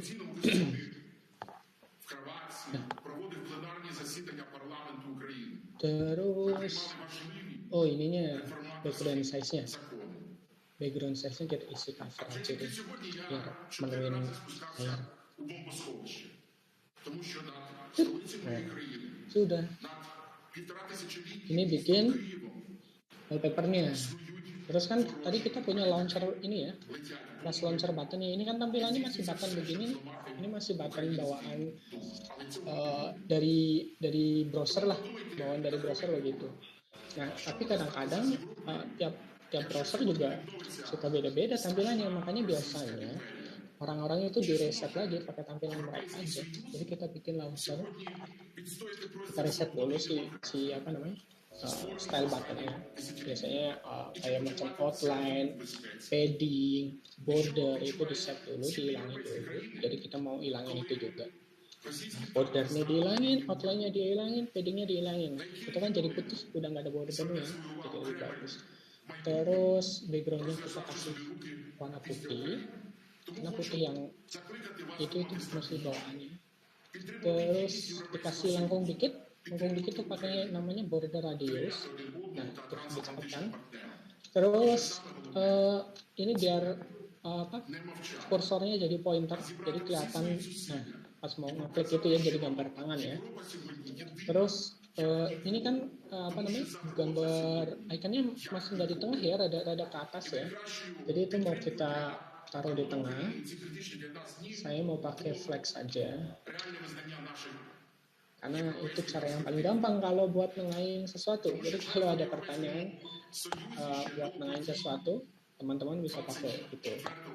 Nah, ini display flex, itemnya center, justify itemnya ke center. Nah, ini udah di tengah ya, kelihatan. Udah lebih di tengah. Oke, save. Sebenarnya dia auto save juga sih, nggak usah di-save. Nah, tampilannya udah cakep, udah bisa nampilin wallpapernya, udah bisa nampilin launcher buttonnya. Sampai sini kurang lebih ya. Mudah-mudahan masih bisa diikuti karena masih panjang perjalanannya. Terus habis ini kita mau bikin playernya, audio playernya. Tadi kan kita sebutin audio playernya itu akan nempel di jendela pop-up ya. Jadi kita mau bikin jendela pop-up-nya dulu sebelum bikin playernya. Jadi kita bikin basic ini dulu HTML. Karena kalau mau bikin apa kan mulai dari HTML ya, fondasinya namanya juga ya. Jadi kita bikin dulu aja div-nya, buka tutup biasa ya. Terus katakanlah ini namanya modal, pas modal gitu ya, modal. Terus saya kasih data state ini buat nyimpen kondisinya nanti lagi kebuka apa ketutup gitu ya. Terus hidden. Terus di bawahnya ada modal konten, if juga. Pas modal konten.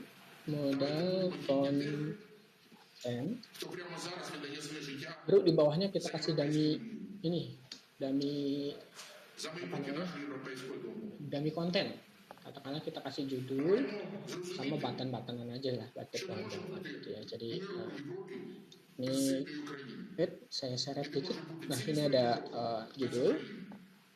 Nah, yang gede ya, jangan kelihatan.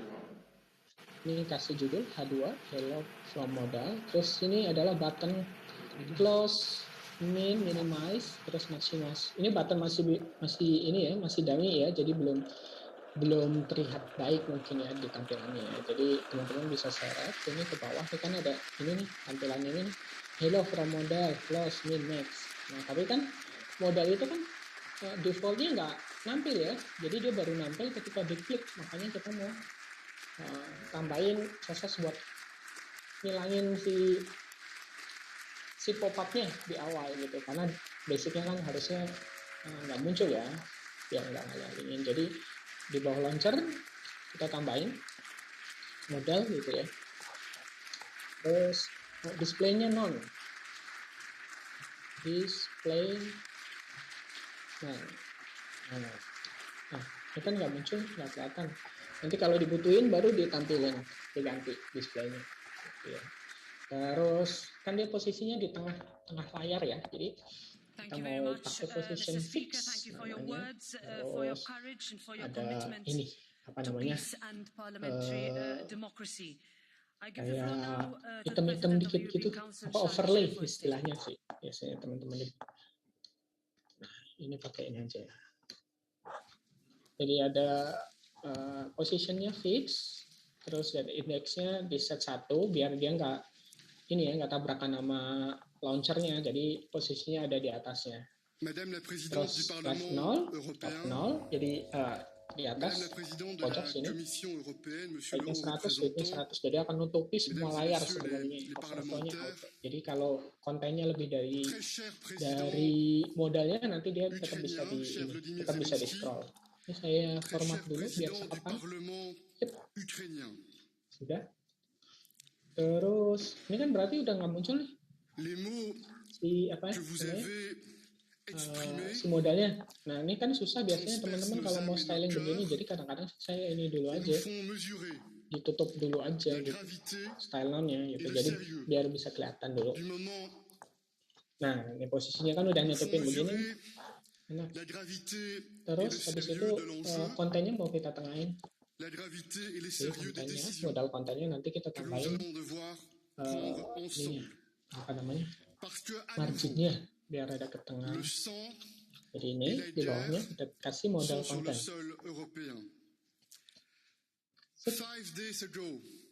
Nah, ini kan udah di tengah ya. Udah berada di tengah. Nah, kalau udah, ini bisa kita balikin karena defaultnya kan nggak muncul ya. Nanti yang munculin adalah JavaScript-nya. Jadi defaultnya kita set display-nya. Nanti JavaScript-nya akan ngeganti ke display block-nya. Nanti kita akan mulai ngoding di JavaScript-nya biar ketika button ini diklik, button launcher-nya diklik, modalnya ini akan muncul gitu ya. Jadi kalau bisa dicek, saya biasanya ngoding di sini ya, di sebelahnya. Saya mau bikin state-nya dulu. Ini state-nya yang nanti biar gampang dipakai ulang. Jadi ada state 6. Nanti biar bisa dipakai ulang di bawahnya. Terus itu state yang nunjukin kondisi ininya ya, pop-up-nya sebenarnya lagi nampil atau lagi dimaksimas atau lagi nggak muncul sama sekali gitu. Terus kita mau select beberapa elemen yang nanti akan kita pakai. Ada launchernya, ada modalnya, modal konten, terus buttonnya kan ada button, tadi ada button close, minimize, sama maximize ya. Itu semuanya akan kita ambil dulu, jadi taruh di bawah ini ya, di bawah script. Ini sebenarnya query selector aja sih, jadi teman-teman bisa lihat. Ini saya format biar gampang. Format, ini isinya gini aja. Yang button launcher itu kan berarti select dari ID launcher musik ya. Terus modal itu kan dari yang kelasnya modal, ini ya yang bawah. Modal konten ya, modal konten. Terus button ini, button yang di bawahnya kan ada ininya ya, ID-nya modal minimize, modal close, sama modal maximize. Itu semua diambil dulu, biar nanti gampang dipakai lagi bawahnya. Nah, terus kita mau bikin fungsi buat membuka jendelanya ya. Katakanlah karena namanya player tadi, saya kasih nama aja show music app ya. Jadi di bawahnya sini saya bikin function show music app gitu ya. Ini buat ngebuka jendela yang tadi kita udah bikin.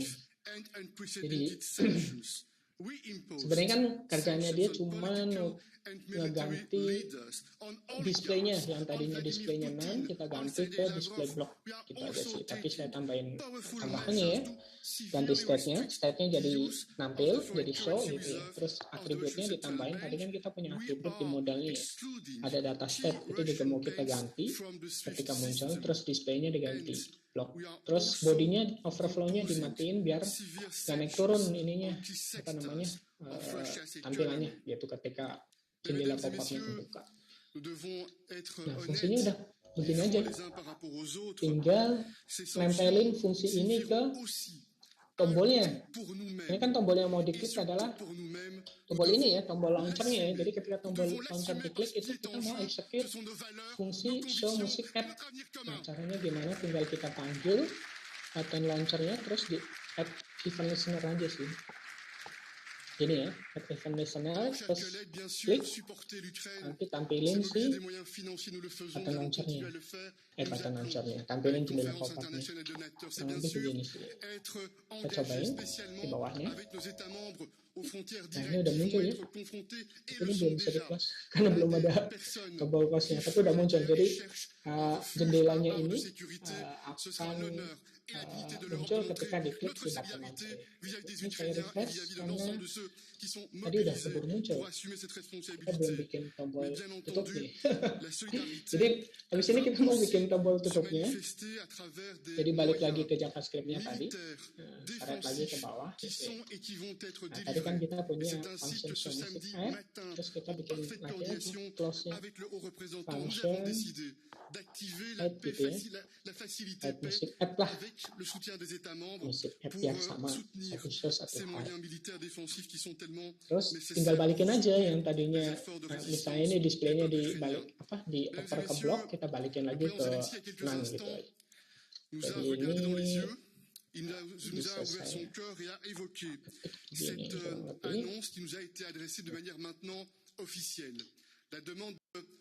stepnya dibalikin ke hidden, terus atributnya juga balikin ke hidden, terus displaynya balikin ke none, terus overflow yang tadinya kita ganti ke hidden juga balikin ke output. Auto kan ini basicnya. Jadi habis itu tinggal di attach ke tombol close-nya. Tadi kan kita punya tombol close ya. Close kalau di ininya tadi ya.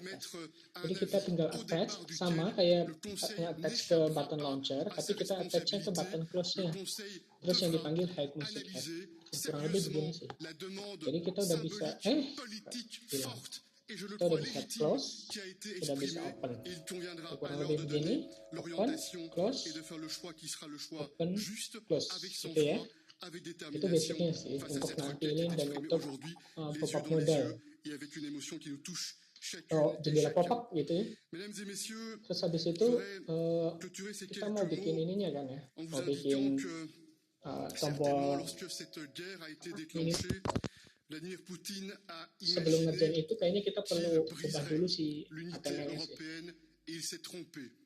Probablement il a pensé qu'il ferait face à l'inaction. HTML-nya mau kita ubah dikit biar kontennya bisa apa istilahnya?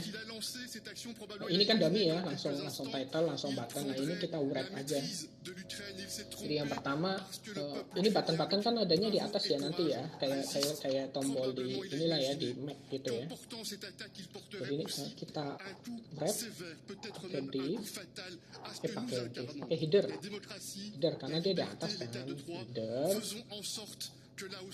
header gini, header gitu ya. Nah yang ini hello from model kita bisa hilangin karena ini dummy aja. Terus button yang ini kita tinggalin aja ke dalam sini, ke dalam header. Jadi karena dia nantinya akan di atas kan, jadi kita pindahin button-buttonnya ke dalam header. Terus selain header kan kita punya kontennya ya. Ini kita pakai main. Jadi ini ada main di sini, terus class main, main,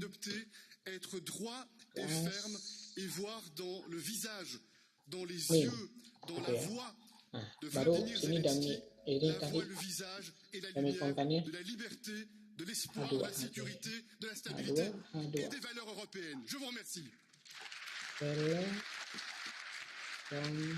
model. Nah, kurang lebih gini. Jadi kita udah pisahin header dan mainnya. Dikit doang sih perubahannya ya. Terus untuk maximize dan minimize-nya nanti kita bikin di sini. Jadi yang pertama adalah mainnya mau kita ambil ya. Mainnya itu kan kontennya tadi ya, konten yang di bawahnya ini. Nanti kita bisa set maximize dan minimize-nya di kontennya, karena hiddennya kan nggak ke bawah ya. Jadi ini JavaScript-nya kita tambahin di atas, tambahin buat ambil mainnya dan kontennya. Terus habis itu kita bikin function buat minimize. Maximize dulu ya. Maximize dulu lah.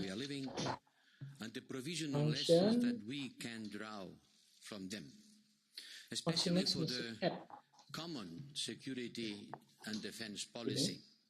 Isinya kurang lebih hampir sama yang open dan close, cuma kita manipulasi mainnya.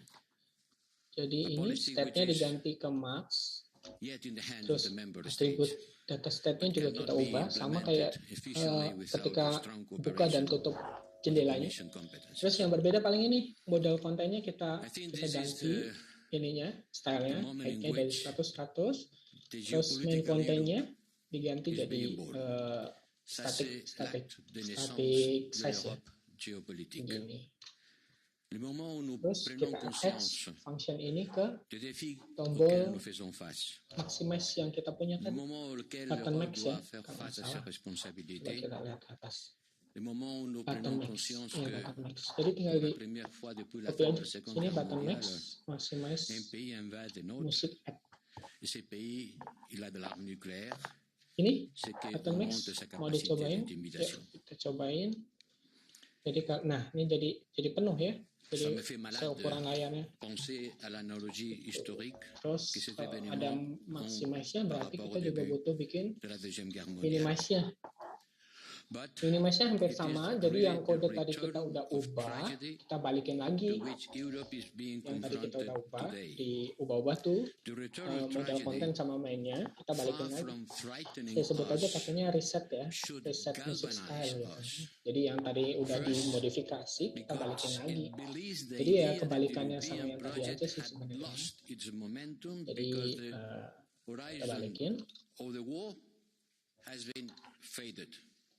Style yang tadi diubah, balikin ke aslinya. Terus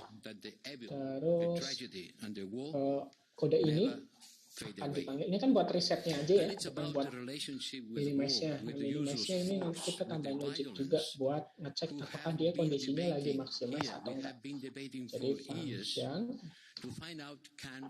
minimize music app, baru di sini akan panggil si reset style tadi yang kita bikin.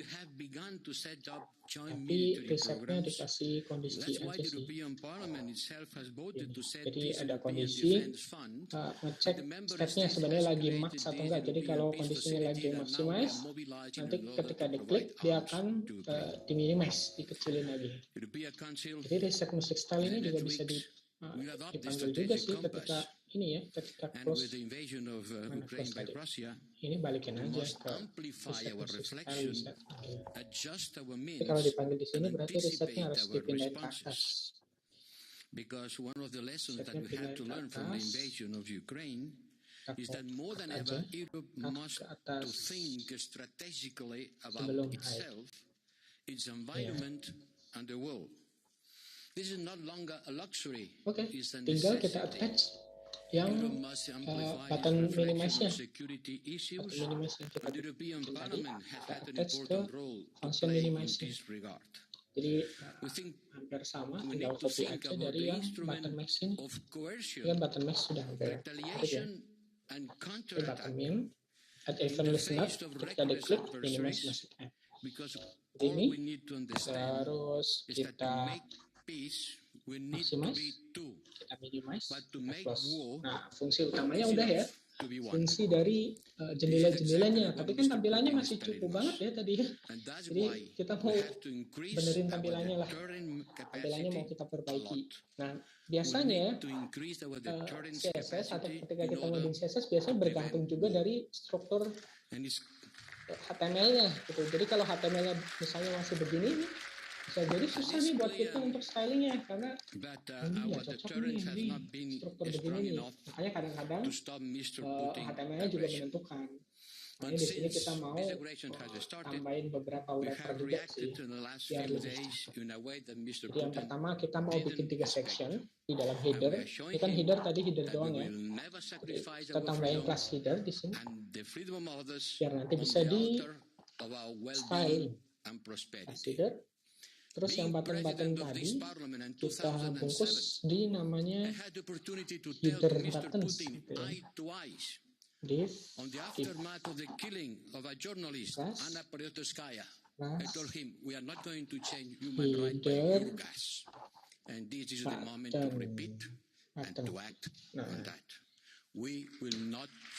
tapi nanti kan ada di sebelah kiri ada button, terus tengah ada judulnya, di belakang nanti ada empty space. Jadi kita tambahin dulu tiga section dulu deh. Saya copy aja dari header button ini ya. Jadi yang di sini adalah judulnya, nanti title isinya. Terus yang di ujung ini empty space, jadi kita set space saja. Nah, yang button-button ini kita copy ke sectionnya header buttons tadi yang kita punya di atas. Nah, kita pindahin ke header button sini. Ya. Kita format dulu. Format nih, buttonnya udah di dalam header button. Terus stylenya yang tadi juga. Ini kan apa? Tadi masih pakai ini ya. Pakai tulisan close, min, max gini ya. Jadi nanti kan tadi kita udah daftarin gitu ya. Apa namanya? Feather icon ya. Jadi kita mau pakai icon-icon aja deh daripada begini. Ini close-nya kita ganti pakai feather icon aja. Feather icon tuh gini caranya. Di data filler nama-nama icon. Ini X, tombol X berarti yang tombol buat close-nya. Ini buat tombol apa? Minimasnya, ini kita ganti pakai tombol minimalis. Terus yang maximus juga kita ganti.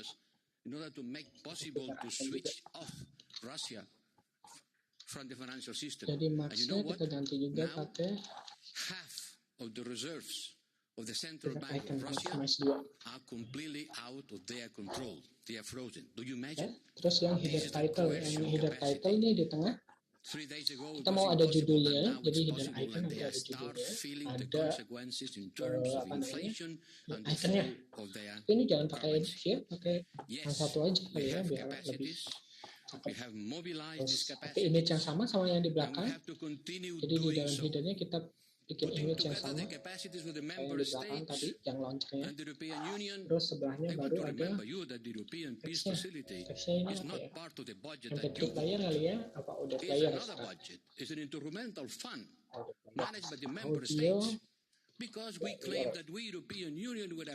yang ujung, yang header space, kita kasih kosong aja. Dan MDSP gitu. MDSP buat ngasih empty space aja. Habis itu, ini kan pasti ngaco nih tampilannya juga. Tuh, gini kan. Jadi kita mau percantik tampilannya. Jadi kita fokus di CSS-nya. Udah, kita taruh di bawah sini ya. Dan kita mau styling bagian headernya. Jadi header berarti mulai dari headernya dulu. Headernya ini berarti kita mau set pakai apa ya? Pakai flex ya berarti ya. Header, terus height-nya pakai height static aja. Sea el mundo entero el que condene al agresor.